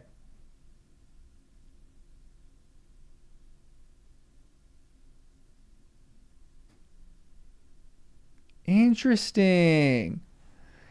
Interesting. All right, let's keep reading. I like how he writes. He had some intention, he added, of studying the law, and I must be aware that the interest of £1,000 would be a very insufficient support therein. I rather wished than believed him to be sincere, but at any rate was perfectly ready to accede to his proposal. I knew that Mr. Wickham ought not to be a clergyman. Guys, I'm sorry. You might hate me. I love him. He knows people. He knows who should be a clergyman. He's like, you shouldn't be a clergyman. I'll support you if you want to be a lawyer. Go ahead. The business was therefore soon settled. He resigned all claim to assistance in the church, were it possible that he could ever be in a situation to receive it, and accepted in return £3,000. All connection between us seemed now dissolved. I thought too ill of him to invite him to Pemberley, or admit his society in town. In town I believed he chiefly lived, but his studying the law was a mere pretense, and being now free from all restraint, his life was a life of idleness and dissipation. For about 3 years I heard little of him, but on the decrease of the incumbent of the living which he had been designed for him, he applied to me again by letter for the presentation. What a scumbag! Ugh! His circumstances, he assured me, and I had no difficulty in believing it, were exceedingly bad. He had found the law a most unprofitable study, and was now absolutely resolved on being ordained. If I would present him to the living in question, of which he trusted there could be little doubt, as he was well assured that I had no other person to provide for, and could not have forgotten my reverend father's intentions, you will hardly blame me for refusing to comply with his entreaty, or for resisting every repetition of it. His resentment was in proportion to the distress of his circumstances, and he was doubtless as violent in his abuse of me to others as his reproaches to myself. After this period, every appearance of acquaintance was dropped. How he lived, I know not. But last summer, he was again most painfully obtruded on my notice. I must now mention a circumstance which I would wish to forget myself, and which no obligation less than the present should induce me to unfold to any human being.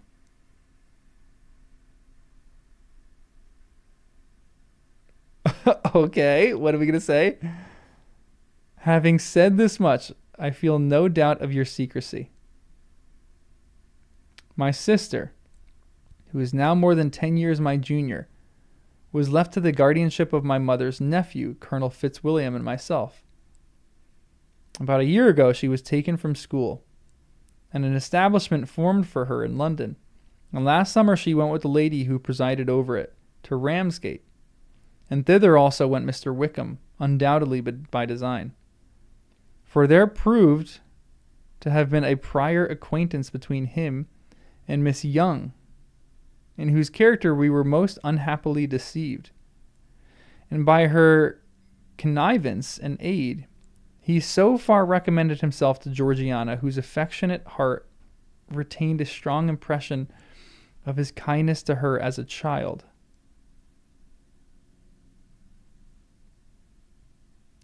Oh my gosh.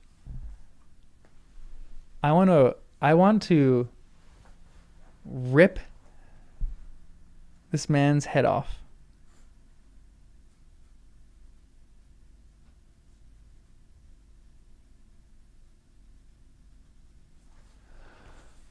She was 15.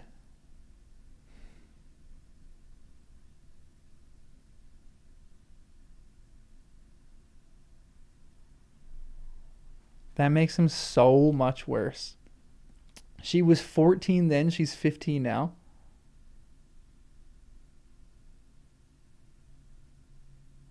Wait, remember Colonel Fitzwilliam's response to his cousin? In what context? Remember Fitzy wanting to know what Lizzie had heard?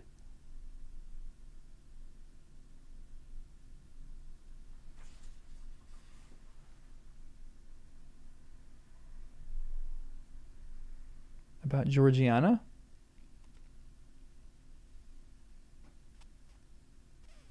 I don't remember that. Where was that? Like the previous when they were just talking? When she was fishing gossip. I forgot that they talked about Georgiana.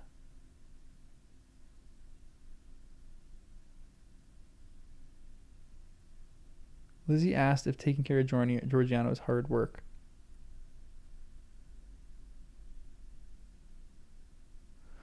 Oh.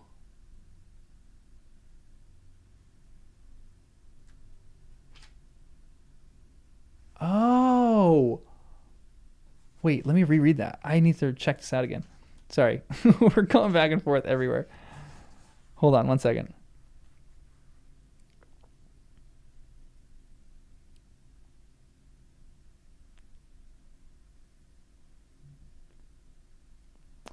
I imagine your cousin brought you down with him chiefly for the sake of having somebody at his disposal. I wonder he does not marry to secure a lasting convenience of that kind, but perhaps his sister does well for the present, and as she is under his sole care, he may do what he likes with her. No, said Colonel Fitzwilliam, that is an advantage which he must divide with me. I am joined with him in guardianship of Miss Darcy. Are you indeed? And pray, what sort of guardianship do you make? Does your charge give you much trouble? Young ladies of her age are sometimes a little difficult to manage, and if she has the true Darcy spirit, she may like to have her own way. As she spoke, she observed him looking at her earnestly, and the manner in which he immediately asked her why she supposed Miss Darcy likely to give him any uneasiness convinced her that she had somehow or other got pretty near the truth. She directly replied,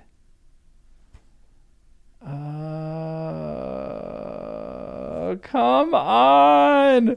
How tangled is this? This is so complex and tangled. What a tangled web we are weaving.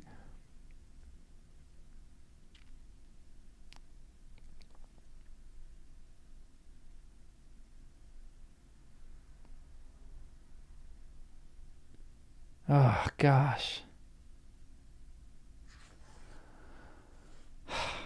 Man, freaking Wickham. I am happy to add... wait. And by her connivance and aid, he so far recommended himself to Georgiana, whose affectionate heart retained a strong impression of his kindness to her as a child, that she was persuaded to believe herself in love and to consent to an elopement. No!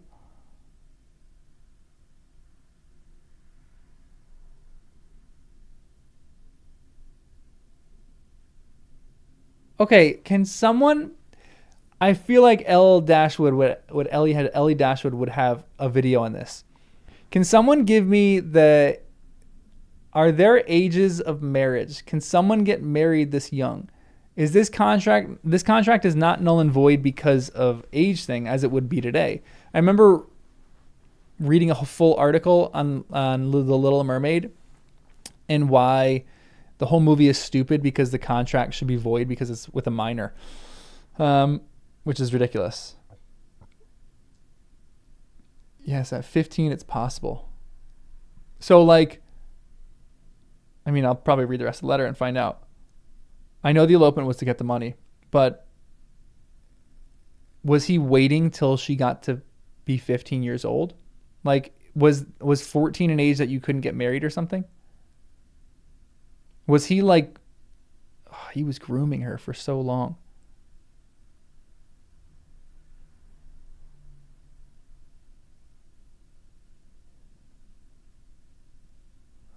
Man, that's pretty gross. Wait, let me finish this letter and then we'll discuss.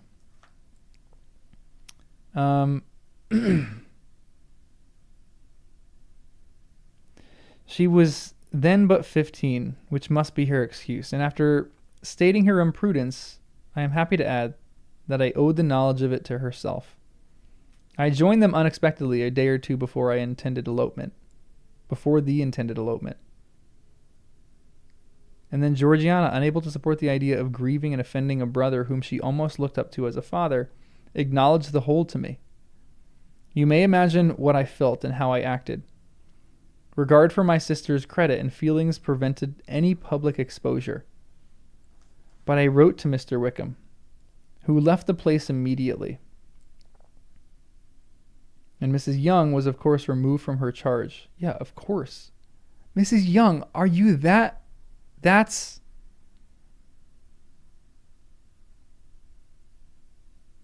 Come on, Mrs. Young. Mr. Wickham's chief object was unquestionably my sister's fortune, which is £30,000. But I cannot help supposing that the hope of revenging himself on me was a strong inducement. His revenge would have been complete indeed. This madman is a faithful narrative of every event in which we have been concerned together. And if you do not absolutely reject it as false, you will, I hope, acquit me henceforth of cruelty toward Mr. Wickham. I know not in what manner, under what form of falsehood he has imposed on you. But his success is not perhaps to be wondered at. Ignorant as you previously were of everything concerning either detection could not be in your power, and suspicion certainly not in your inclination. You may possibly wonder why all this was not told to you last night, but I was not then master enough of myself to know what I could or ought to be revealed. For the truth of everything here related, I can appeal more particularly to the testimony of Colonel Fitzwilliam, whom from our next near relationship and constant intimacy, and still more as one of the executors of my father's will, has been unavoidably acquainted with every particular of these transactions. If your abhorrence of me should make my assertions valueless, you cannot be prevented by the same cause from confiding in my cousin. And that there may be the possibility of consulting him, I shall endeavor to find some opportunity of putting this letter in your hands in the course of the morning. I will only add, God bless you. Oh, dang.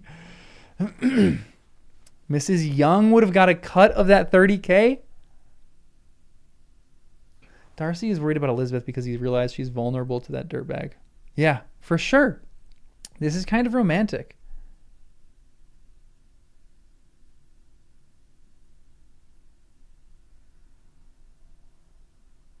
That is crazy that the governess would do that. Immediately release her. She's not more reprehensible than Wickham, because Wickham is awful. But that is so disgusting. How, and especially if you've been a governess for this girl for a long time. Oh. We don't know firsthand. Because why else would she allow this to happen? Maybe there is a possibility that Wickham is so charming that he charms the governess too into thinking that this is actually true love. But I don't know. I think that would be in his character a little bit, so I'm not going to really put that past him.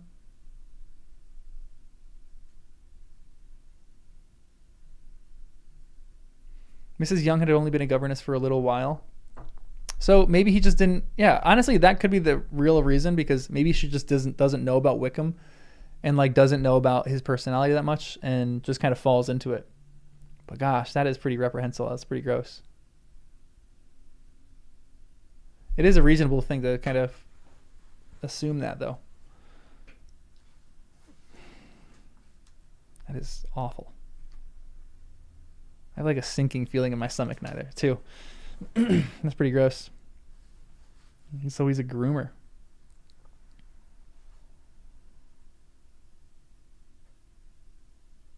Ugh. Good, Darcy. Well done, Darcy. Freaking justify yourself. And now I will say this too. It's changing my opinion of him a little bit too, in that I'm almost mad at him. Because I thought the Wickham thing was a little bit more like he's just conniving. Like I thought the Wickham thing was like, oh, he's just trying to get, which he was just trying to get money. But the way that he went about trying to get money, like like grooming someone for that long, and then not telling other people about it who are in his like this is like the registry. Like I don't know. I need to know like the time period then. Because I'm thinking Darcy needs to become the registry. Like churches used to do this with letters of recommendation. Like if someone just went to a different parish back in that time, you need a letter of recommendation to know if the person was of good standing or not. Yeah, he didn't release the files, which like earlier on when that was happening, I was like, this is good because he's not gossiping, and I kind of like that. But at the same point, this is something that needs to be communicated to other people because he could do this to other people. Like this is something that you just don't let go.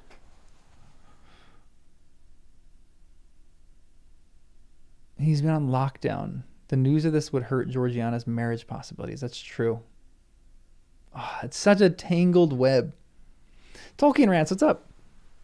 Yeah, so it makes sense why he's so prideful now too. Like he's really trying to uphold her. This is such a tangled web. I feel so annoyed. I feel so gross. Like he's doing something great here, but he's also, man. Like his actions are so justified. I really love what he's doing.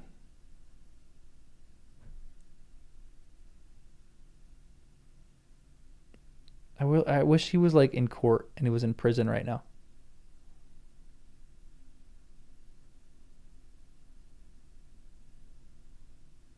Yeah, it shows why he's wary of Mrs. Bennet, honestly.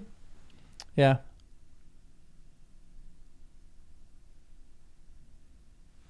Well, it kind of was years and years of grooming. The reason why I think it was years and years of grooming is because it says he so far recommended himself to Georgiana, whose affectionate heart retained a strong impression of his kindness to her as a child, that she was persuaded to believe herself in love. What kind of child are we talking about there? Is that like when she's growing up? Is that when she's like 7 or 8 years old and he's being really kind and playful with her because he knows that this is a way to get in? Or is this talking about a child being like, she's 13, 14 years old and he just started that at 13, 14 year old, which is equally as reprehensible.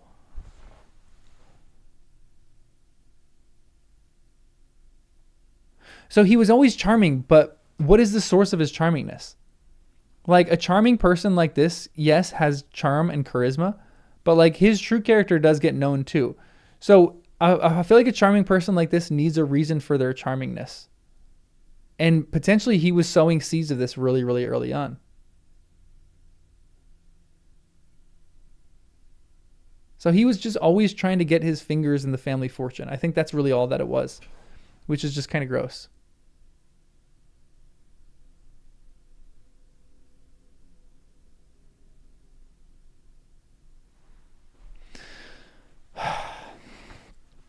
Freaking A.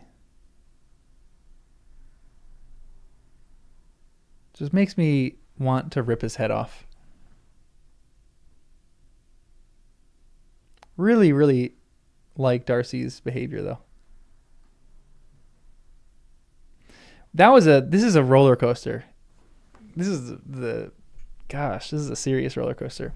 I go from thinking that chapter 34 is the cringiest, the worst Darcy's ever been, to honestly, this is the highest my opinion's ever been of Darcy. I've never thought better of him, guys. What good writing in that too. And it's interesting too, because in the beginning of this, when I'm looking at the letter, I'm thinking the offense to Jane is worse than the offense to Darcy or the offense to Wickham. And then he halfway through the letter goes, now I'm going to talk about the worst offense, which was the Wickham one, which he is totally right about. That's right. He's 27 too. I forgot about that. I thought he was younger. Man, this is getting worse and worse for this guy.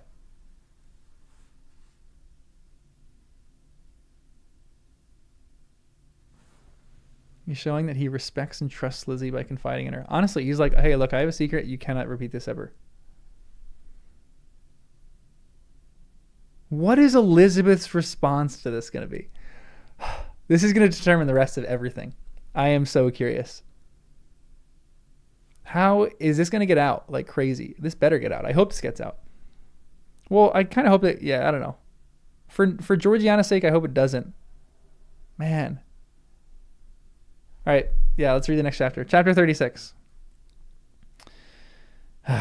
Sheesh. All right, Elizabeth, please accept this and please. If Elizabeth, when Mr. Darcy gave her the letter, did not expect it to contain a renewal of his offer, she had formed no expectation of all of its contents. But such as they were, it may well be supposed how eagerly she went through them, and what a contrariety of emotion they excited. Her feelings as she read were scarcely to be defined. With amazement did she first understand that he believed any apology to be in his power. And steadfastly was she persuaded that he could have no explanation to give which a just sense of shame would not conceal. With a strong prejudice against everything he might say, she began his account of what had happened at Netherfield. She read with an eagerness which hardly left her power of comprehension, and from impatience of knowing what the next sentence might bring, was incapable of attending to the sense of the one before her eyes. That's a great way to talk about a reading a letter like this. His belief of her sister's insensibility, she instantly resolved to be false. And his account of the worst objection to the match, made her too angry to have any wish of doing him justice.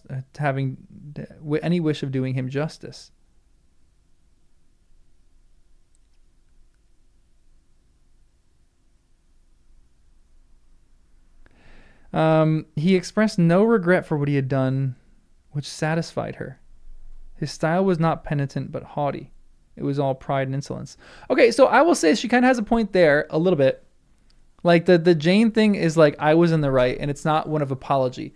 Like there was a point in the letter when I was reading that when I was like, he should have been like, I will do whatever is in my power to bring them back together. Like he could have said that. Yeah, and it's criticism of her family too. But when this subject was succeeded by his account of Mr. Wickham, come on, Lizzie. If Lizzie doesn't believe this, I am going to be so mad at her. When she read with somewhat clearer attention a relation of events which, if true, must overthrow every cherished opinion of his worth, and which bore so alarming an affinity to his own history of himself, her feelings were yet more acutely painful and more difficult of definition. Astonishment, apprehension, and even horror oppressed her. She wished to discredit it entirely, repeatedly exclaiming, "This must be false. This cannot be. This must be the grossest falsehood." So this is great because she's realizing that this is actually terrible and reprehensible. She doesn't want to believe it. This is the first step, is denial. And when she had gone through the whole letter, though scarcely knowing anything of the last page or two, put it hastily away, protesting that she would not regard it and that she would never look in it again. First step of grief is denial, right? She's got a lot of work to do. Come on, Lizzie. Please be smart and don't get fooled by this. In this perturbed state of mind, with thoughts that could rest on nothing, she walked on. But it would not do. In half a minute, the letter was unfolded again. And collecting herself as well as she could, she began the mortifying perusal of all that related to Wickham, and commanded herself so far as to examine the meaning of every sentence. The account of his connection with the Pemberley family was exactly what he had related himself. And the kindness of the late Mr. Darcy, though she had not before known its extent, agreed equally well with his own words. So far, each recital confirmed the other. But when she came to the will, the difference was great. What Wickham had said of the living was fresh in her memory, and she recalled his very words. It was impossible not to feel that there was a gross duplicity on one side or the other. And for a few months she flattered herself that her wishes did not err. But when she read and reread with the closest attention the particulars immediately following of Wickham's resigning all pretensions to the living, of his receiving in lieu so considerate a sum as £3,000, again she was forced to hesitate. She put down the letter, weighed every circumstance with which she meant to be impartially, deliberated on the probability of each statement, but with little success. On both sides, it was only assertion. Again, she read on. But every line proved more clear that the affair, which she believed it impossible that any contrivance could so represent as to the render of Mr. Darcy's conduct in it less than infamous, was capable of a turn which must make him entirely blameless throughout the whole. So she's reading it somewhat well, like okay, but she's like reading with balance, which I think is probably the right step to take here. I was a little nervous that she was going to be like, no, Wickham is the right one here. So she's actually like good. But she's like, everything that Darcy says can't be perfectly right. The affair was capable of a turn. This is a good sentence.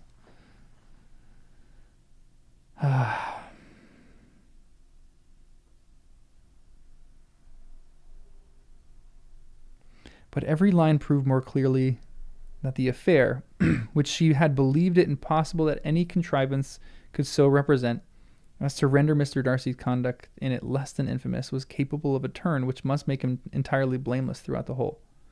So she's kind of denying that. Well, is she? She's like, if I believe this letter,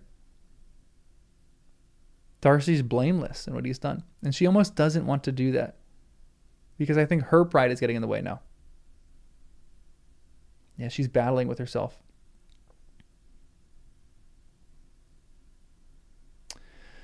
Man. The extravagance and general profligacy which he scrupled not to lay to Mr. Wickham's charge exceedingly shocked her. The more so, as she could bring no proof of its injustice. She had never heard of him before his entrance into the Shire militia, in which he had engaged at the persuasion of the young man, who, on meeting him accidentally in town, had there renewed a slight acquaintance. Of his former way of life, nothing had been known in Hertfordshire but what he told himself. As to his real character, had information been in her power, she had never felt a wish of inquiring. His countenance, voice, and manner had established him at once in possession of every virtue.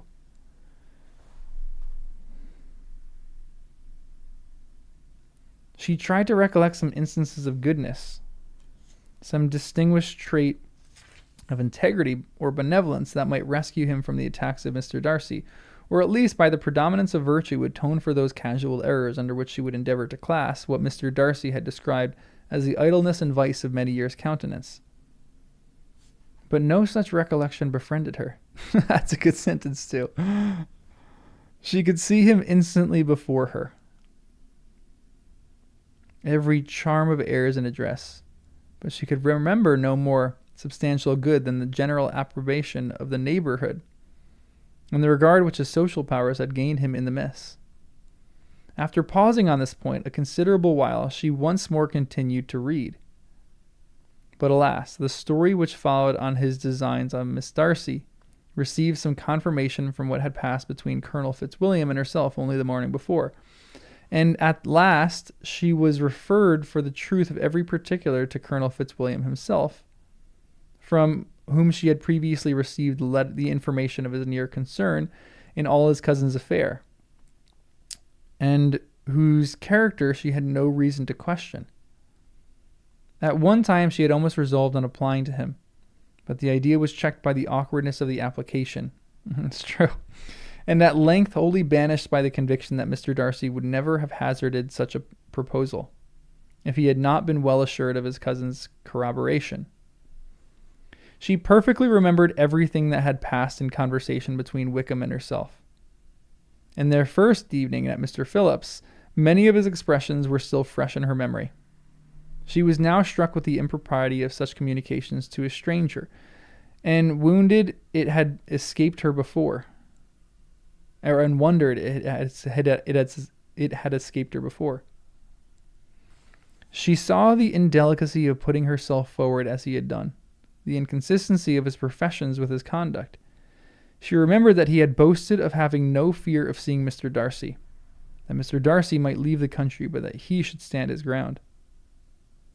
Yet he had avoided the Netherfield ball the very next week. She remembered also that till the Netherfield family had quitted the country, he had told his story to no one but herself, but that after their removal, it had been everywhere discussed, that he had then no reserves, no scruples in thinking Mr. Darcy's character, though he had assured her that his respect for the father would always prevent his exposing the son. Man, this is crazy.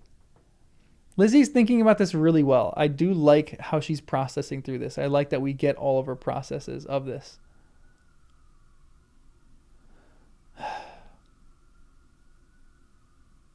Oh, welcome to the channel. Welcome. Reading Pride and Prejudice. We're in the juicy bits here.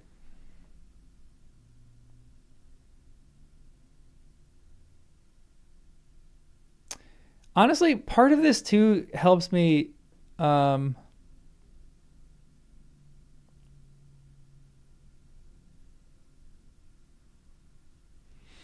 part of this helps me understand Darcy's frustration and his pride a little bit more.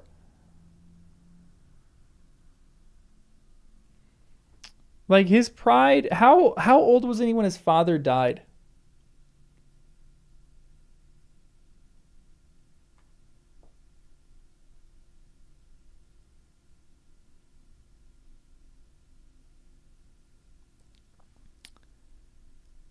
I like that you're catching more things. Yeah, I feel like a reread of this book would be so fun. Like mid-20s, interesting. Okay. So I was going to say, it doesn't necessarily excuse him from like some of his pride, but like I was thinking, does this then turn Darcy into like a father figure, and then he has like his pride because of that? But Darcy's just a prideful guy. But at the same point, I understand more of his pride now in his protection of his sister. Like a protection of his younger sister and everything that happened there. Like you would go to a ball and I'd for sure have like my guards up. Like sometimes I mean, it's probably bad, but you sometimes don't care what you say. Like you're looking out for your friends. He feels in some weird obligated way that he needs to be the guardian of people. Because I feel like he felt like he failed as the guardian of his sister. And so I think he feels like he has to be the guardian for Charles now. And for other people in his life. Maybe too much.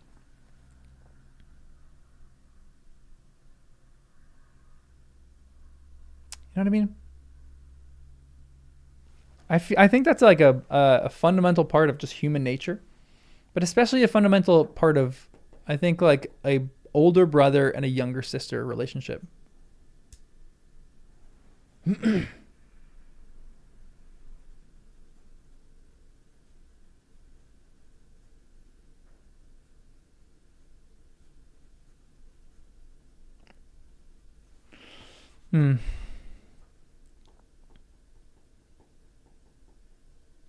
Georgiana was named after Dad Wickham. Oh, interesting. Or maybe after the king, King George. And honestly, I'm kind of with you. It does add context why he was such in a bad mood when he first came to Hertfordshire.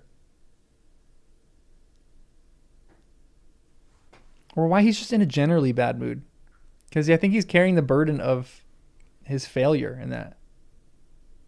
But it doesn't obviously excuse his behavior, but you understand it more, which is really interesting. I feel like a reread of this novel would be so fun. Guys, when we finish Pride and Prejudice, the next book we're going to do is Pride and Prejudice. All right, let's keep reading. Let's get to this chapter. Though exposing her assured that would always prevent his exposing the sun. How differently did everything now appear in which he was concerned. His attentions to Miss King were now the consequence of views solely and hatefully mercenary. And the mediocrity of her fortune proved no longer the moderation of his wishes, but his eagerness to grasp at anything. His behavior to herself could now have had no tolerable motive. He had either been deceived with regard to her fortune, or had been gratifying his vanity by encouraging the preference which she believed she had most incautiously shown. Every lingering struggle in his favor grew fainter and fainter. And in farther justification of Mr. Darcy, she could not but allow that Mr. Bingley, when questioned by Jane, had long ago asserted his blamelessness in the affair.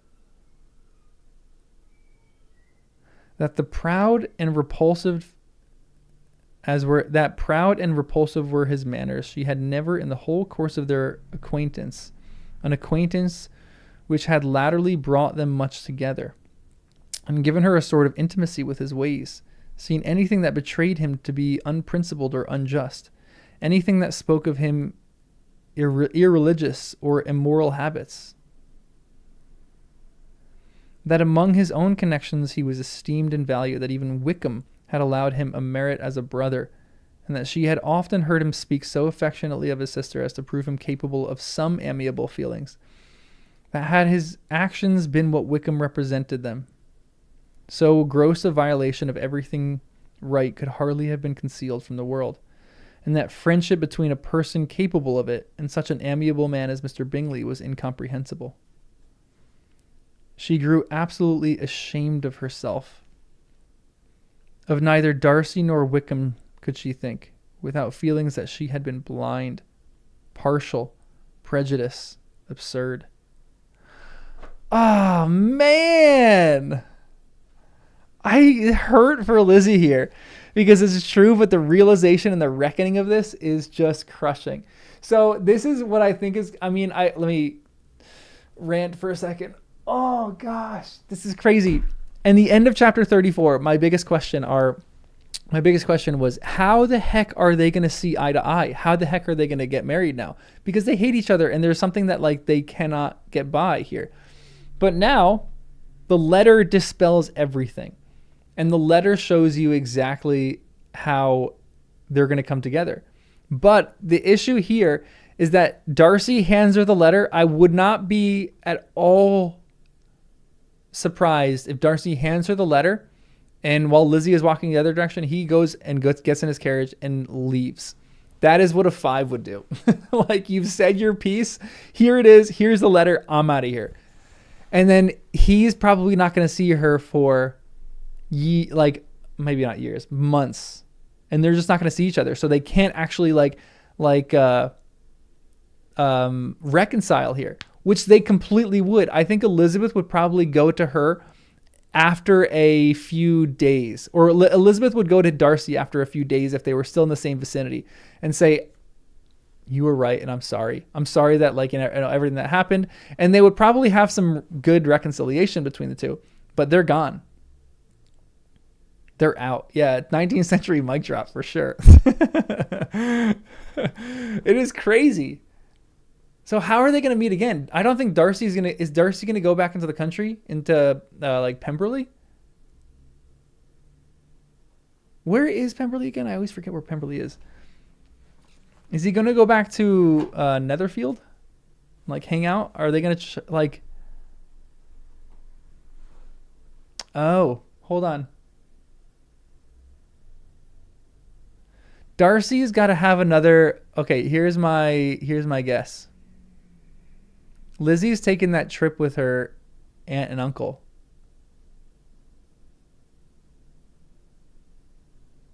Are they going to see Darcy there? Is that when he walks across wet after taking a dip in that pool? Yeah, this is really a suspense and thriller novel. The Gardeners, finally she's going to go on a vacation with people who are good. I need more of the Gardeners in this book. She's like self-flagellating herself. I feel bad for her a little bit. How despicably have I acted, she cried. I who have prided myself on my discernment. This is like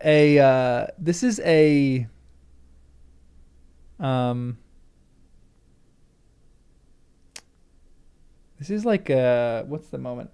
A wake-up call, I guess. Yeah, a growing opportunity is a better way to put it. Yeah. I who have valued myself on my abilities, who have often disdained the generous candor of my sister and gratified my vanity in useless or blameless distrust. How humiliating is this discovery? Yet, how just the humiliation. Had I been in love, I could not have been more wretchedly blind. Wow. But vanity, not love, has been my folly. Pleased with the preference of one, and offended by the neglect of the other, on the very beginning of our acquaintance, I have courted prepossession and ignorance and driven reason away, where either were concerned. Till this moment, I never knew myself. Oh, gosh. Dang.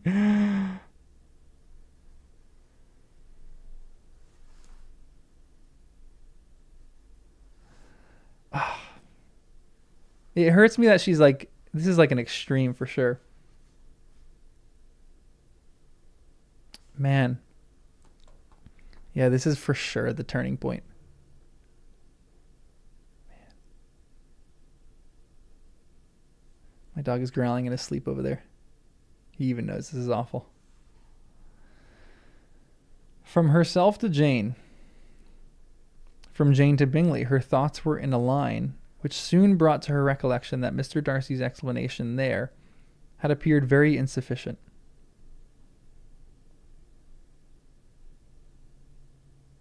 And she read it again. Widely different was the effect of the second perusal. Oh, dang. Everything that she believes is coming crashing down at one moment. Shoot. Poor Lizzie. Moments like this are good, but ouch. How could she deny that credit to his assertions in one instance, which she had been obliged to give in the other? He declared himself to have been totally unsuspicious of her sister's attachment, and she could not help remembering what Charlotte's opinion had always been. Neither could she deny the justice of his description of Jane. She felt that Jane's feelings, though fervent, were little displayed, and that there was a constant complacency in her air and manner, not often uninvited with great sensibility. When she came to that part of the letter in which her family were mentioned in terms of such mortifying yet merited reproach, her sense of shame was severe. The justice of the charge struck her too forcibly for denial, and the circumstances to which he partially alluded as having passed at the Netherfield ball and as confirming all his first disapprobation could not have made a stronger impression on his mind than on hers. The compliments to herself and her sister was not unfelt. It soothed, but could not console her for the contempt which had been thus self-attracted by the rest of her family. And she considered that Jane's disappointment had in fact been the work of her nearest relations, and reflected how materially the credit of both must be hurt by such impropriety of conduct. She felt depressed beyond anything that she had ever known before. Oh gosh, poor Jane, or poor Elizabeth. After wandering along the lane for 2 hours, giving way to every variety of thought, reconsidering events, determining probabilities, and reconciling herself as well as she could to a change so sudden and so important, fatigue and a recollection of her long absence made her at length return home. And she entered the house with the wish of appearing cheerful as usual, and the resolution of repressing such reflections as must make her unfit for conversation. She was immediately told that the two gentlemen from Rosings had each called during her absence. Mr. Darcy only for a few minutes to take leave, but that Colonel Fitzwilliam had been sitting with them at least an hour, hoping for her return, and almost resolving to walk after her till she could be found. Elizabeth could but just affect concern in missing him. She really rejoiced at it. Colonel Fitzwilliam was no longer an object. She could think only of her letter.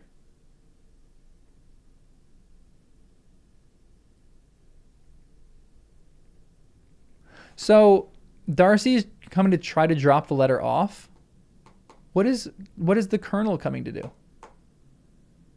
Flirt?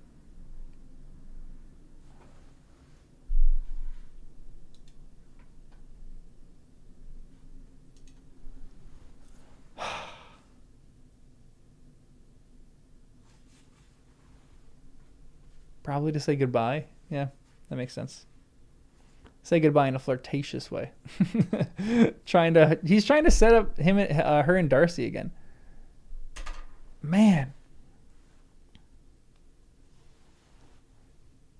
I don't think he would vouch for the letter because I don't think he would know that Darcy was writing the letter, right?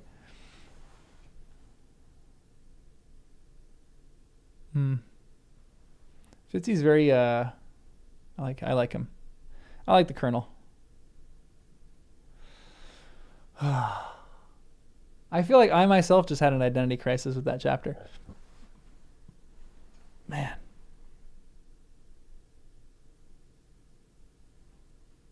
Yeah, okay. Darcy would have told him that he was telling Lizzie about Wickham. Interesting. Okay.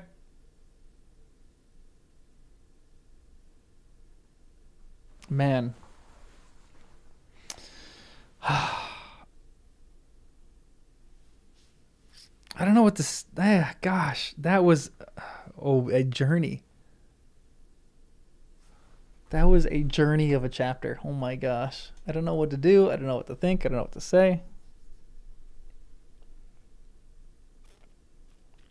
Like, the layers just keep getting more tangled. I just keep saying that. But, like... There's just... so much.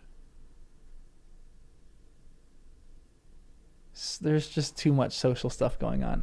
Those chapters were such a roller coaster. Yeah, they're not the same people anymore. That's why this book would be so fun on a reread. I can't wait to reread this now. So interesting.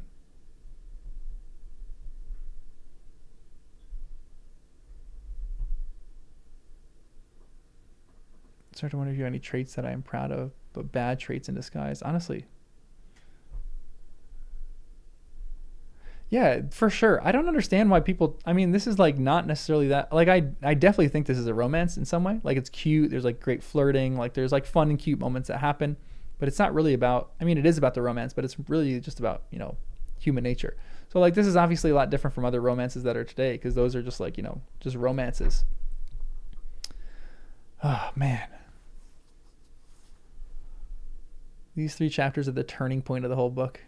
Excellent. So now we're on a new leaf. Now we just get to enjoy what comes after. Man. And yeah, for sure. These books, that's why I love these books so much, because like that's why I love fiction so much, because it just helps you to like see things in yourself. It's education of the emotions. It's one of my favorite parts of like just good literature. You just understand yourself more through reading these characters. Ah, man.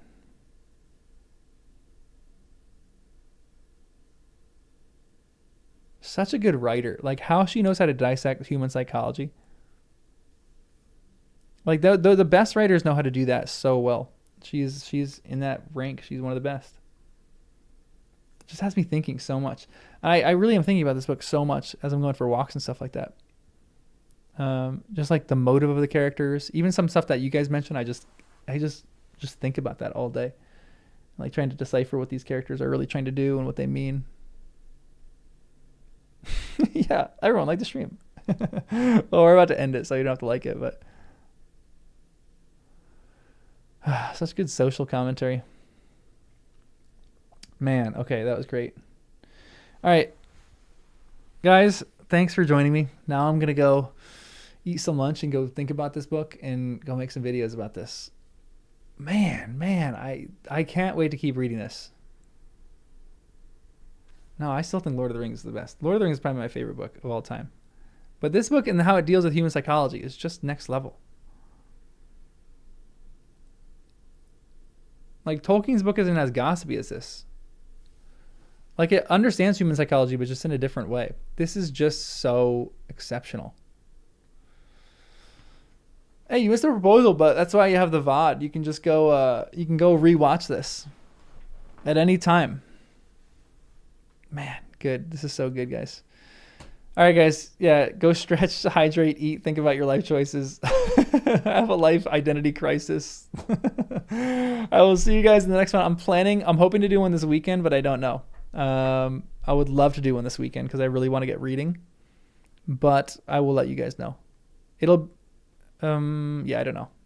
I gotta look at my schedule and figure out when I can. There's a potential on Friday, but I kind of doubt on Friday, but there's a potential on Friday. It'll be either Friday morning or like maybe like a Saturday night or something like that. I'll let you guys know. We'll do another like 3 or 4 chapters. All right, guys. It was a pleasure as always. And I will see you in the next one. Yes, new subscriber, first live. I love that. Welcome, welcome. Welcome to this.